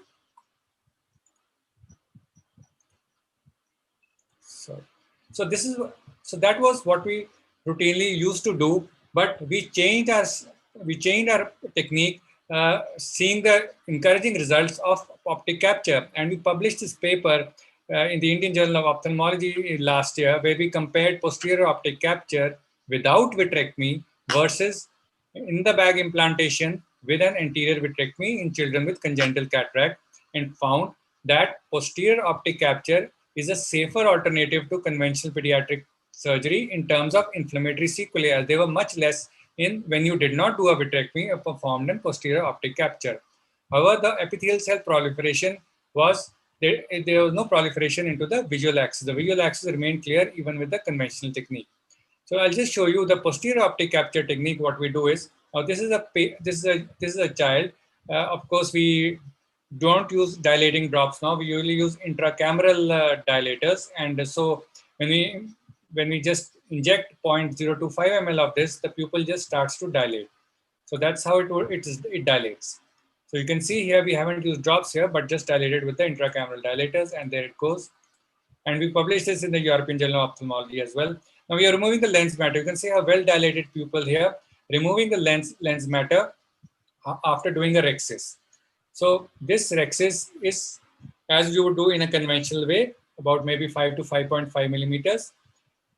Remove the lens matter. And this has to be done all around, preferably because in such cases, when you're performing an optic capture, you're not that bothered that even if some lens matter is left, it would lead to proliferation, because ultimately, what is the aim? The aim of posterior optic capture is that the anterior and posterior capsule would fuse. So this is an anterior rhexis, and we are removing the final part of the lens matter. So we have to remove it all around.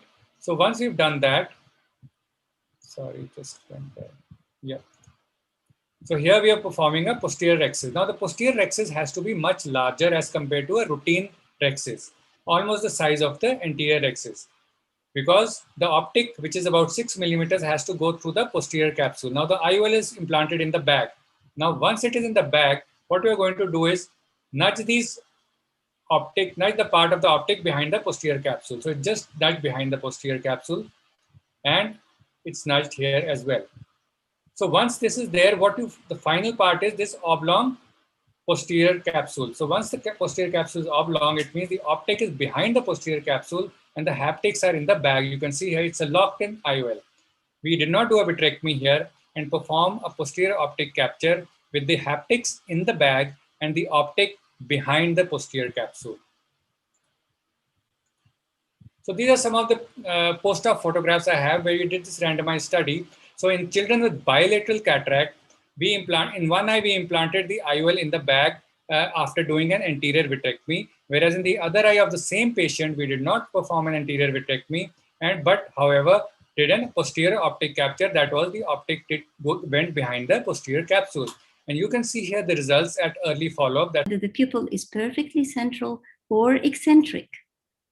You can see here that the subluxation is up, and the pupil, when it is not dilated, it is displaced downward, and this is called ectopia lentis apupilli.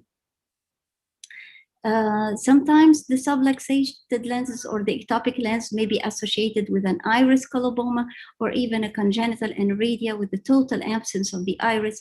And with an ectopia lentis and aniridia, it may be, can you see here, associated with faint cataract or associated with anterior polar cataract or a spoke-like cataract.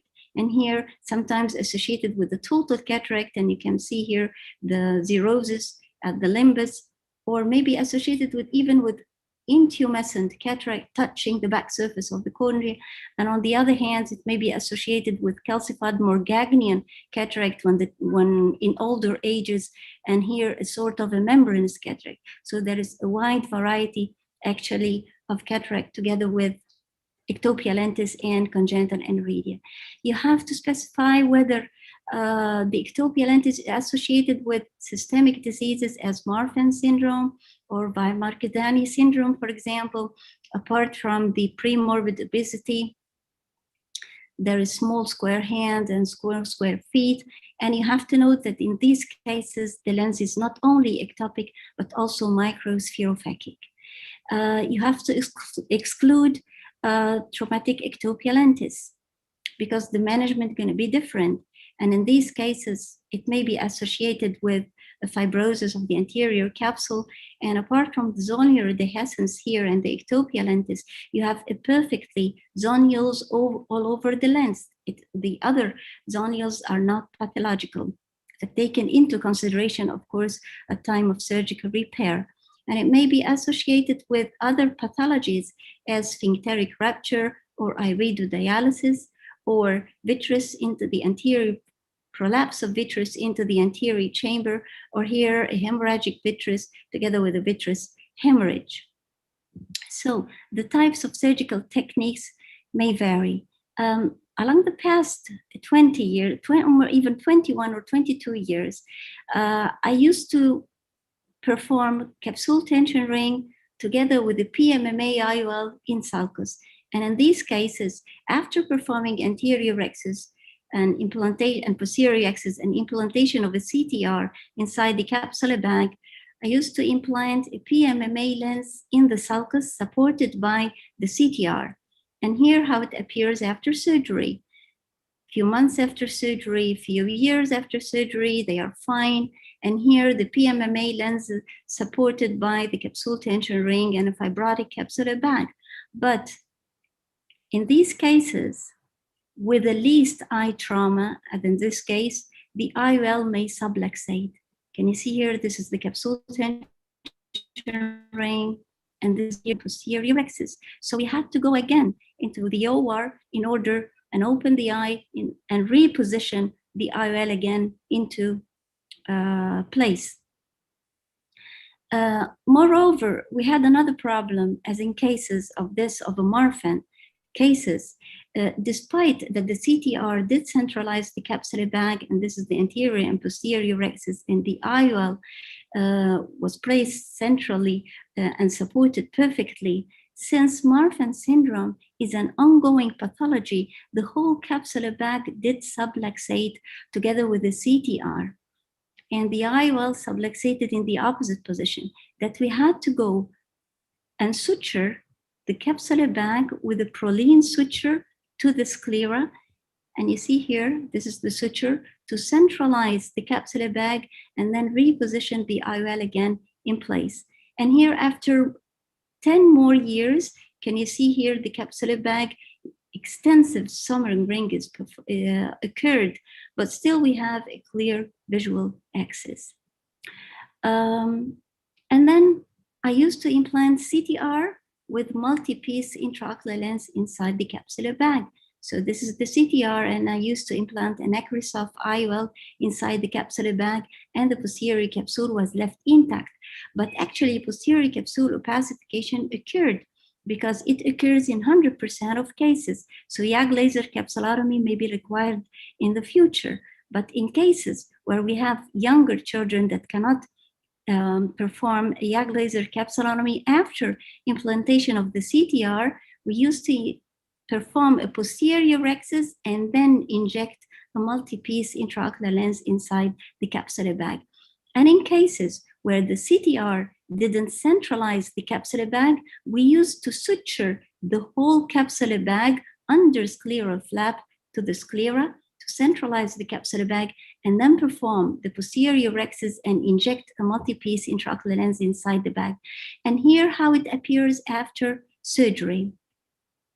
Yes, maybe here, 10 years after surgery, we have a beautiful centralized intraocular lens and a beautiful posterior rexus and clear visual axis, but we face the problem of a myopic shift. How can we perform an IOL exchange in this case in such compromised bag?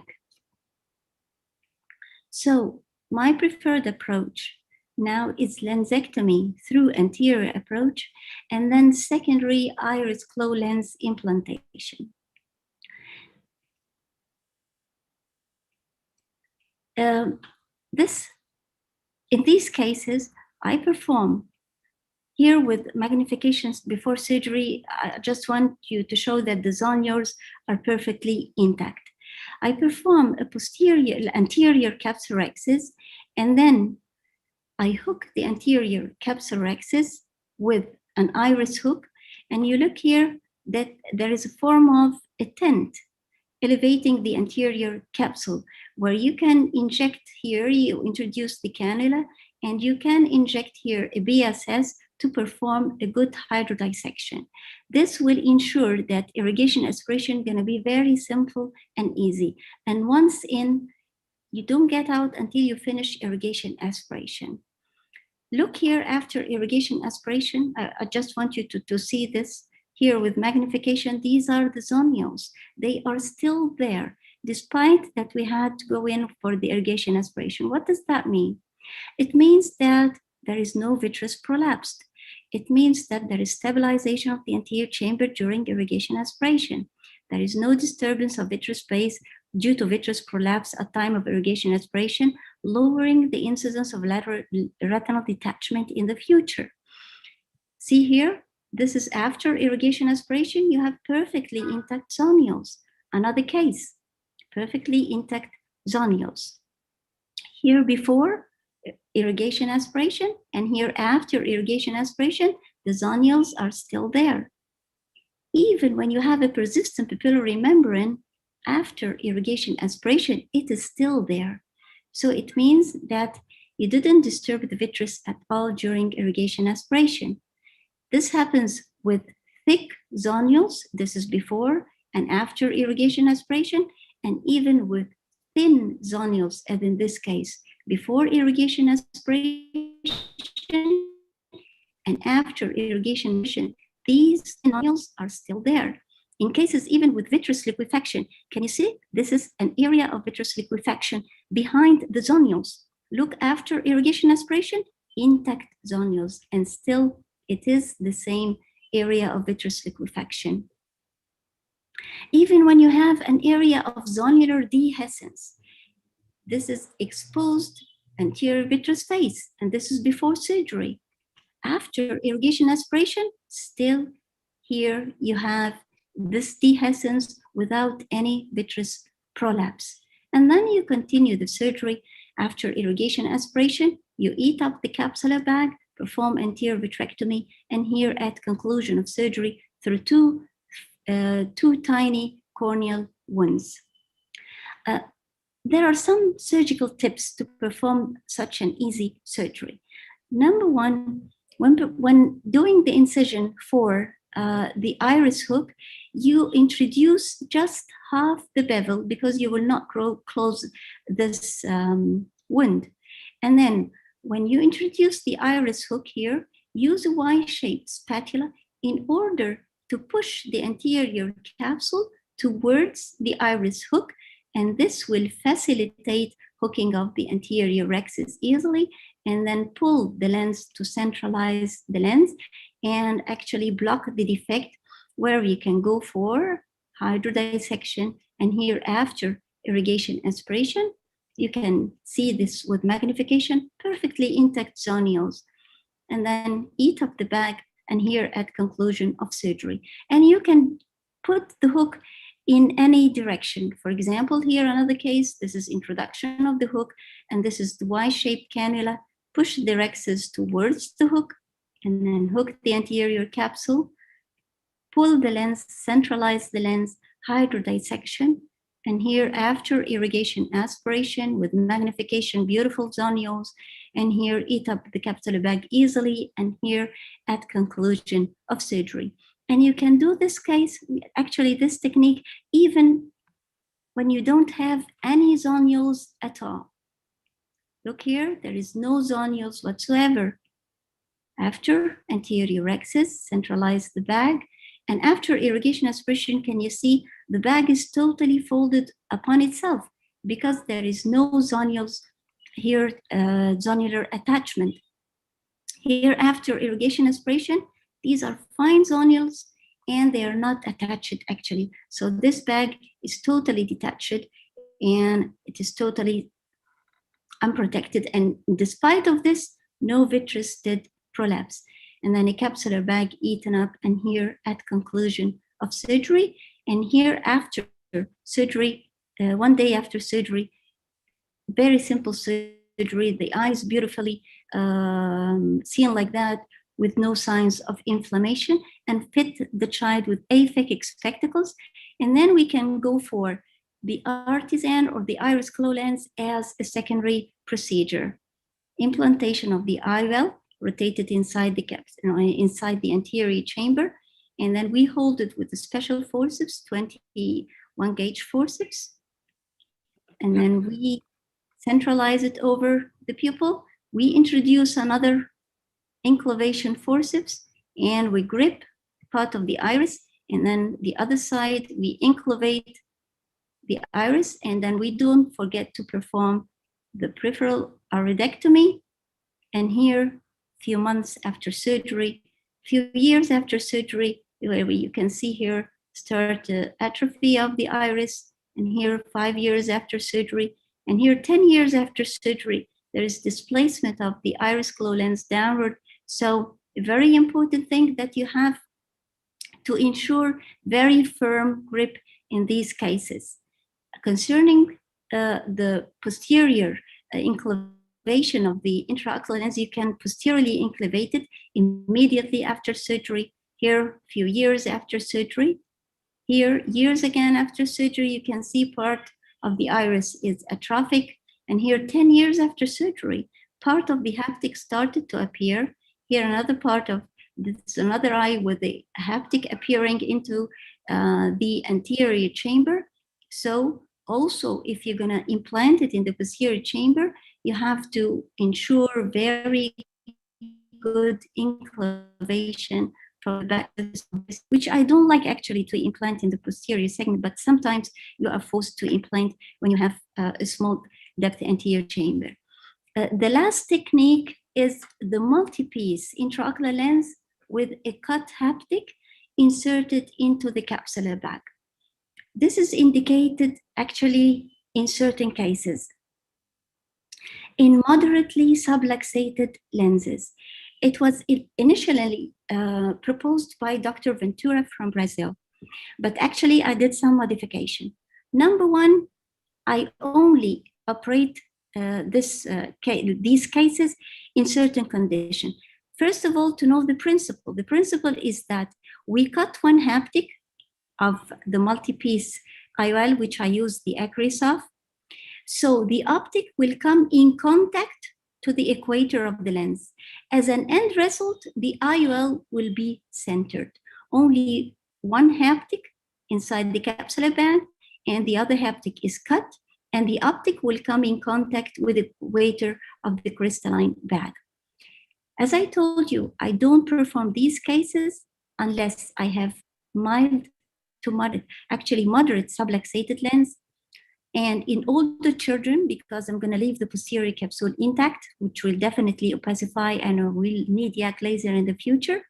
Number three, in traumatic cases or in isolated ectopia lenses, and they should not be associated with systemic anomalies as Marfan because it is of ongoing pathology. In these cases, mild moderate cases where I have a very large astigmatism, whether with a myopia or with a hypermetropia that is not amenable to be corrected by spectacles. And I'm sure it is a lenticular astigmatism. It has nothing to do with the cornea. It is due to the subluxated lens. In these cases, I perform the anterior capsularisis first, and then I hook the anterior rexus, centralize the crystalline lens, perform hydrodissection, and then irrigation aspiration. And after irrigation aspiration, I cut one haptic of the Acrysoft IOL, and then I place the IOL inside the capsular bag. The optic of the IOL comes in contact with the equator of the lens, and here is the cut edge of the haptic. And as you see at the net result, the IOL is centered, but still, and then very important step to cut the edge of the anterior rexus and then enlarge it and centralize it to the IOL optic. Here before and at conclusion of surgery, can you see the IOL with the cut edge, the cut haptic is very well centered, and here the IOL lies in contact to the equator. This eye at conclusion of surgery, and here 1 year after surgery, the IOL is well centered. Here 2 years after surgery, there is posterior capsule opacification where we can go easily for YAG laser capsulotomy. This is another eye, 1 year after surgery. The IOL is very well centered. Can you see here? The haptic cut haptic in contact with the equator of the lens. And here with magnification, you can see the cut haptic, and these are intact zonules, and this is the equator of the lens. The same eye, 2 years after surgery, lens epithelial cells did appear in the capsular bag, and here lens epithelial cells at the equator, but still the IOL is central. And here with magnification, this is the cut haptic in contact with the equator, and these are intact zonules, and started to develop posterior capsule opacification, and we had to go for YAG laser capsulotomy to these cases. So finally, to conclude, the management of ectopia lentis in children is still controversial. The choice of surgical approach depends on many factors, and the long-term follow-up is needed to decide the ideal surgical approach that have the least complications and allow IOL exchange, maybe that's going to be needed in the future easily if myopic shift to occur. And thank you very much for your kind attention for the second time. Thank you very much, Dr. Nihal. An excellent presentation. Wonderful. Actually, we are having few questions. Then we can go for discussion between the panelists before that. We have one question from Facebook. What is the best orientation of haptic? Vertical, horizontal, or oblique? This one can be by Dr. Gaspret, if you can comment about these questions, and Dr. Nihal also. Yeah, basically, I think we should try to keep the haptics away from the main section. That is my only concern. If you like, if you want to perform a posterior optic capture, probably, then again it should be the easiest position, the most convenient position you have where you can perform. But yes, try to just keep it away from the main section. That is what I would like to do in my cases. Dr. Nihal, if you have any other comments, please. Well, if you have a straightforward cataract case, you have anterior rexus 5 and a posterior rexus 4, so you can implant it inside the capsular bag, and it doesn't matter actually the haptic where it lies, concerning straightforward cases. Okay. We have, okay. What is the most suitable age to implant IOL in unilateral congenital cataract, and then also in case of bilateral cataract? I think you have said that, Dr. Gaspret, but if you can repeat also this information. So the question is, when do you implant an earliest stage to implant an IOL? Is that the question? What is the most suitable age to implant IOL in unilateral and then if bilateral cataract? So unilateral, probably we need to be more aggressive in such cases. Probably if you have a reasonably good size of the eye, like more than 17 millimeters, and having a corneal diameter more than 10 millimeters, probably yes, I would go in for an IOL, and that would be my indication for even bilateral cases. Even though Western literature, as I said, says don't implant in such cases in less than 6 months of age. Probably considering you can say the overall picture, and whenever the child is fit for general anesthesia and with these ocular parameters and no other contraindication, probably yes, I would go in for a IOL implantation. Dr. Nihal, what is your opinion?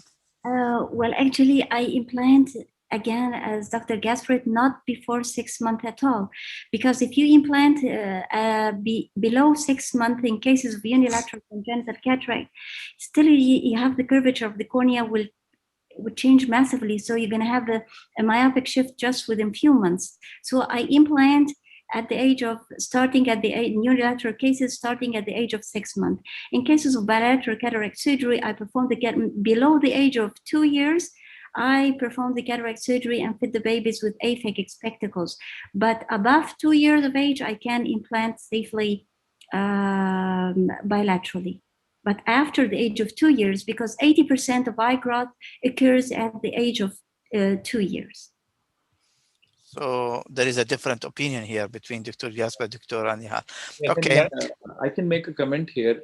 Yes. I think the age as well as the corneal diameter is a very important aspect, and of course the axial length, because by large, you know, there are some eyes which are reasonably good size even at 1 year's age.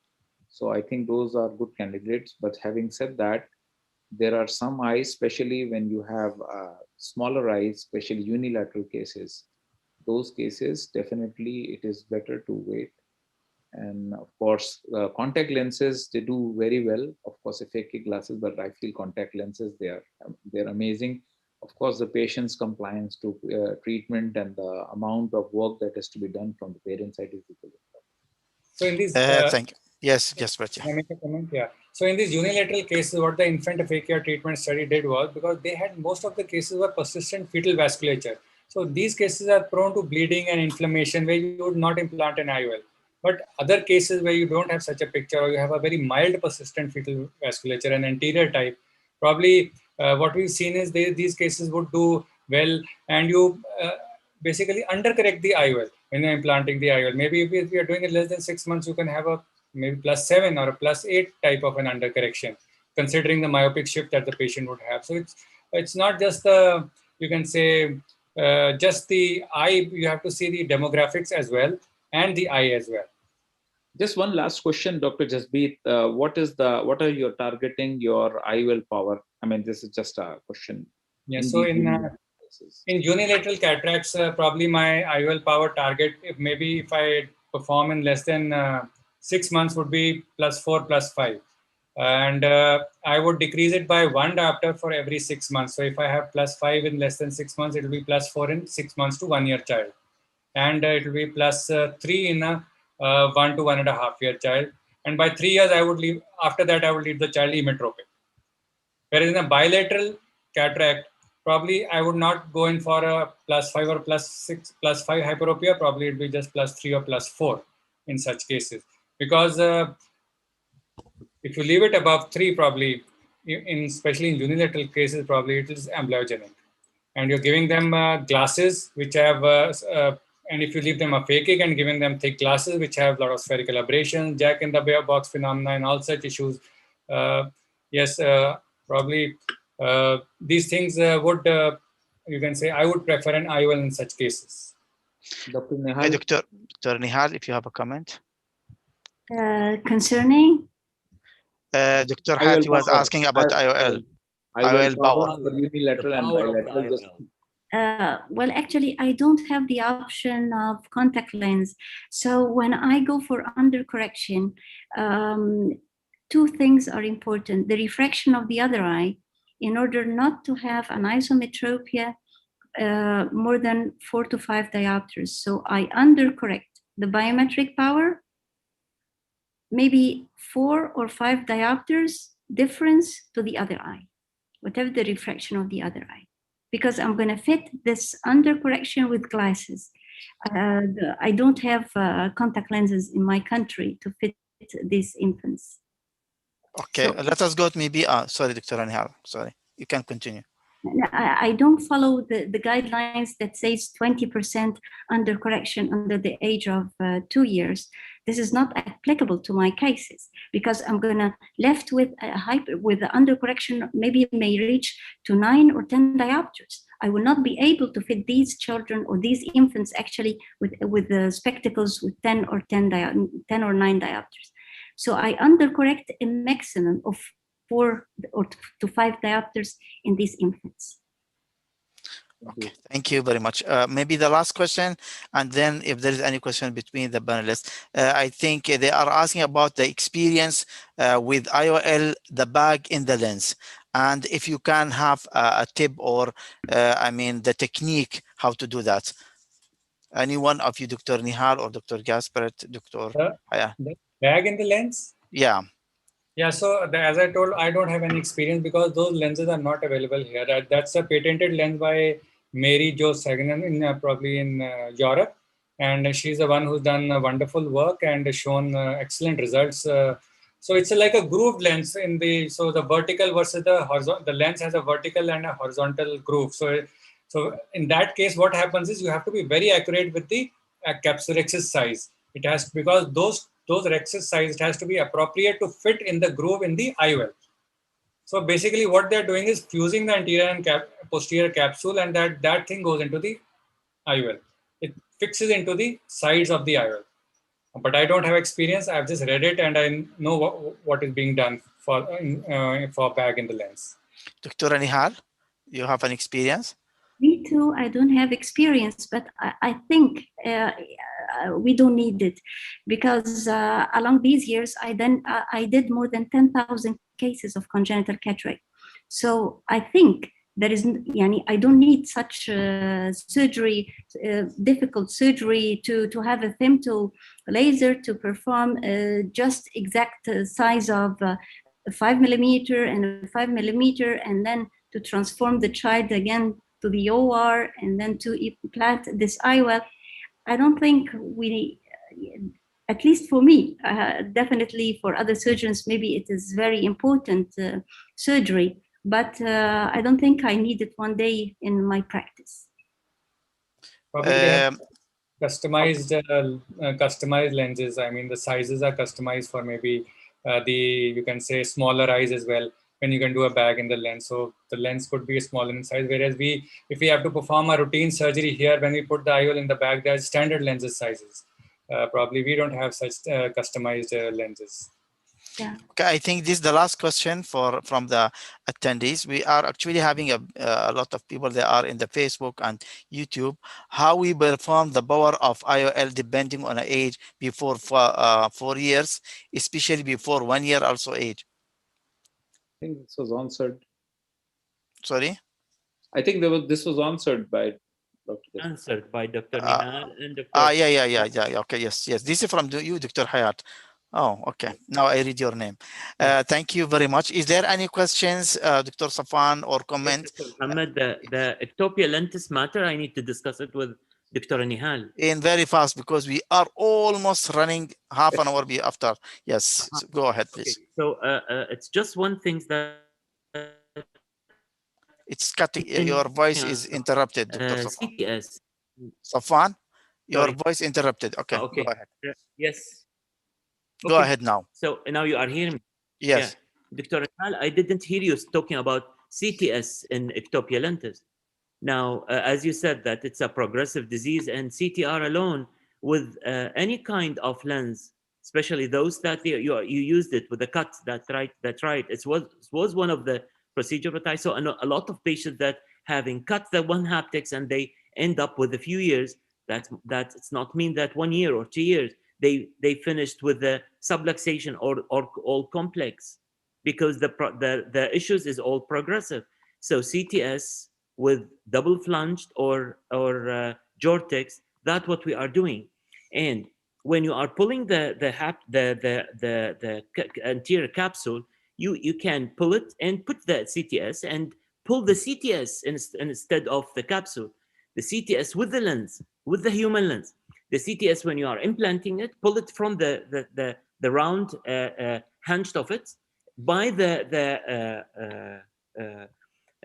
iris hook, and then I'm performing the whole lensectomy or the removal of the lens, and then fixing the whole the two CTX from 9 and from 3 o'clock, and then implant the lens. That lens you can easily remove it. The complex is fixed, and it's a matter of permanent issues. Now for artisan, we have a lot of problems with the artisan, whether anterior or posterior, especially in those that they have progressive diseases. And as you mentioned, and as you show, unfortunately, a bad experience that presents and with them in power and in changing of the haptics through the atrophy of the iris. That's all. Great, thanks. Okay, Dr. Nihal, if you have a comment, or Dr. Gaspert, both of you. Dr. Nihal, please. Thank you so much. Thank you for inviting me to participate in your webinar, Dr. Mohammed. And thanks for eminent speaker. And thank you that you allowed me to listen to a magnificent pediatric cataract surgeon from India, Dr. Gaspard. Nice to meet you. And I really enjoyed being with you. Thank you so much. Do you have any comment about Dr. Safwan comments, please?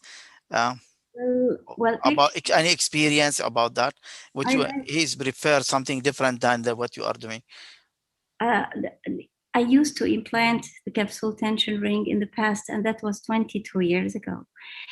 And I used to fix it to the sclera. And sorry, Nihal, it's not CTR, it's CTS. Capsular tension segment. Yes, if you try to perform these cases in young children, and I don't like to suture anything to the sclera in these young children, so why not to perform a simple surgery? Concerning the artisan, I've been implanting artisan since 2006. That is more than 15 years. I've been doing specular microscopy for these cases every 6 months. I don't have a single case along the past 15 years or even 16 years of corneal decompensation in these cases. I do recommend the anterior and not the posterior, because these children, when they go into trauma, to dislocate into the posterior segment, and it's a very sophisticated posterior segment surgery. But in cases where dislocate in the anterior chamber, it can be easily again re-inclavated. So I don't have much complication with the artisan or the iris claw lens. Unfortunately, the artisan used to manufacture 3 types: the infant type, the pediatric type, and the adult type. But recently, they stopped producing the infant and pediatric size, which is a great loss for me. Maybe in the future, they're going to be again pediatric size iris claw lens. Really, it is magnificent. Okay, Dr. Gaspard, if you have any comments. Yes, I'd like to first of all thank Dr. Amri for this wonderful seminar. I mean, I've learned so much from Dr. Nihal. I mean, unbelievably, I mean, so much being done in pediatric cataract. I mean, it's an eye-opener, Dr. Nihal, and thank you for bringing out such wonderful cases. No doubt, yes, sir. And I do agree with her that yes, sir, it's the iris claw lens for these cases. I have shifted from doing a scleral fixated live and nothing onto the sclera, because they would dislocate, and especially in Marfan syndrome, which is a progressive disease, it's all now iris claw lenses. I am doing posterior iris claw lenses, considering the risk of endothelial decompensation. But yes, Dr. Nihal is saying over the years she's followed up cases and doesn't feel that there's a significant destruction of the endothelium, probably, and that's a good sign. And yes, that's the way to go. Probably the consensus would be that do an iris claw in such cases. Thank you very much. The last word within a few seconds, Safwan and Hayat. I would just like to say 2 words. That is, one is that every time we have these, especially boys, I've realized, when we're putting iris claw lenses, I think it's very important we tell them to avoid contact sports, because I had one case where it was anteriorly dislocated. Thanks God it was not put in posteriorly. So all we did, we found a different area and it went quite well, and the child is doing well. Thank you. Safwan? The implanting in the posterior, in the bag, showing a much more prognosis for the vision than implanting even without bag. And there's a lot of studies shows that the bag versus non-bag implantation, whether it's iris glue or Yamani or scleral fixation. So if I have a bag and I can preserve this bag, I will go to the bag much better than iris glue and have a much better prognosis. And there's no any doubt that we can suture and we can use the suturing for the CTS. Great, thanks. In children. Yes, in children. That's okay. what I'm saying. Thank you very much. I think there will be a debate anyway, but I would like to thank you all. It was a very long webinar. It is more than 1 hour, more than what I anticipate, but I think it was people, they are all attendees, they are there. There is many attendees, they are following us in also in YouTube and Facebook, and it was an excellent. Thank you for all of you. It was an amazing, really, and appreciate every one of you for being with us and giving this information.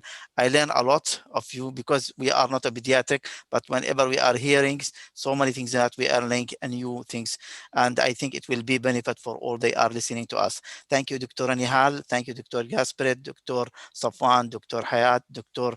Yahya, Dr. Usama, and thanks for Bayer for sponsoring this meeting. I hope that I didn't miss anyone. Thank you, and for all attendees. And if anyone wants to get the certificate, I think there will be a chat and they will have a link. They can go to the chat and just put the information and they will get the certificate of attendance. Thank you very much. And we have to see, we need, inshallah, to see you soon with another webinars. And also I want to announce about our time of conference. It will be in 23-25 of September, the third MEOM. Also, I would like to invite all those that are listening to us to Chandigarh Organic Society. They are having a webinar in the end of this month, July 31st and 1st of August. It will be a very interesting webinar. I think it will be a virtual platform, and I will send their link whenever I get it. Thank you very much and goodbye. Assalamu alaikum. Thank you. Bye bye. Bye bye. Assalamu alaikum.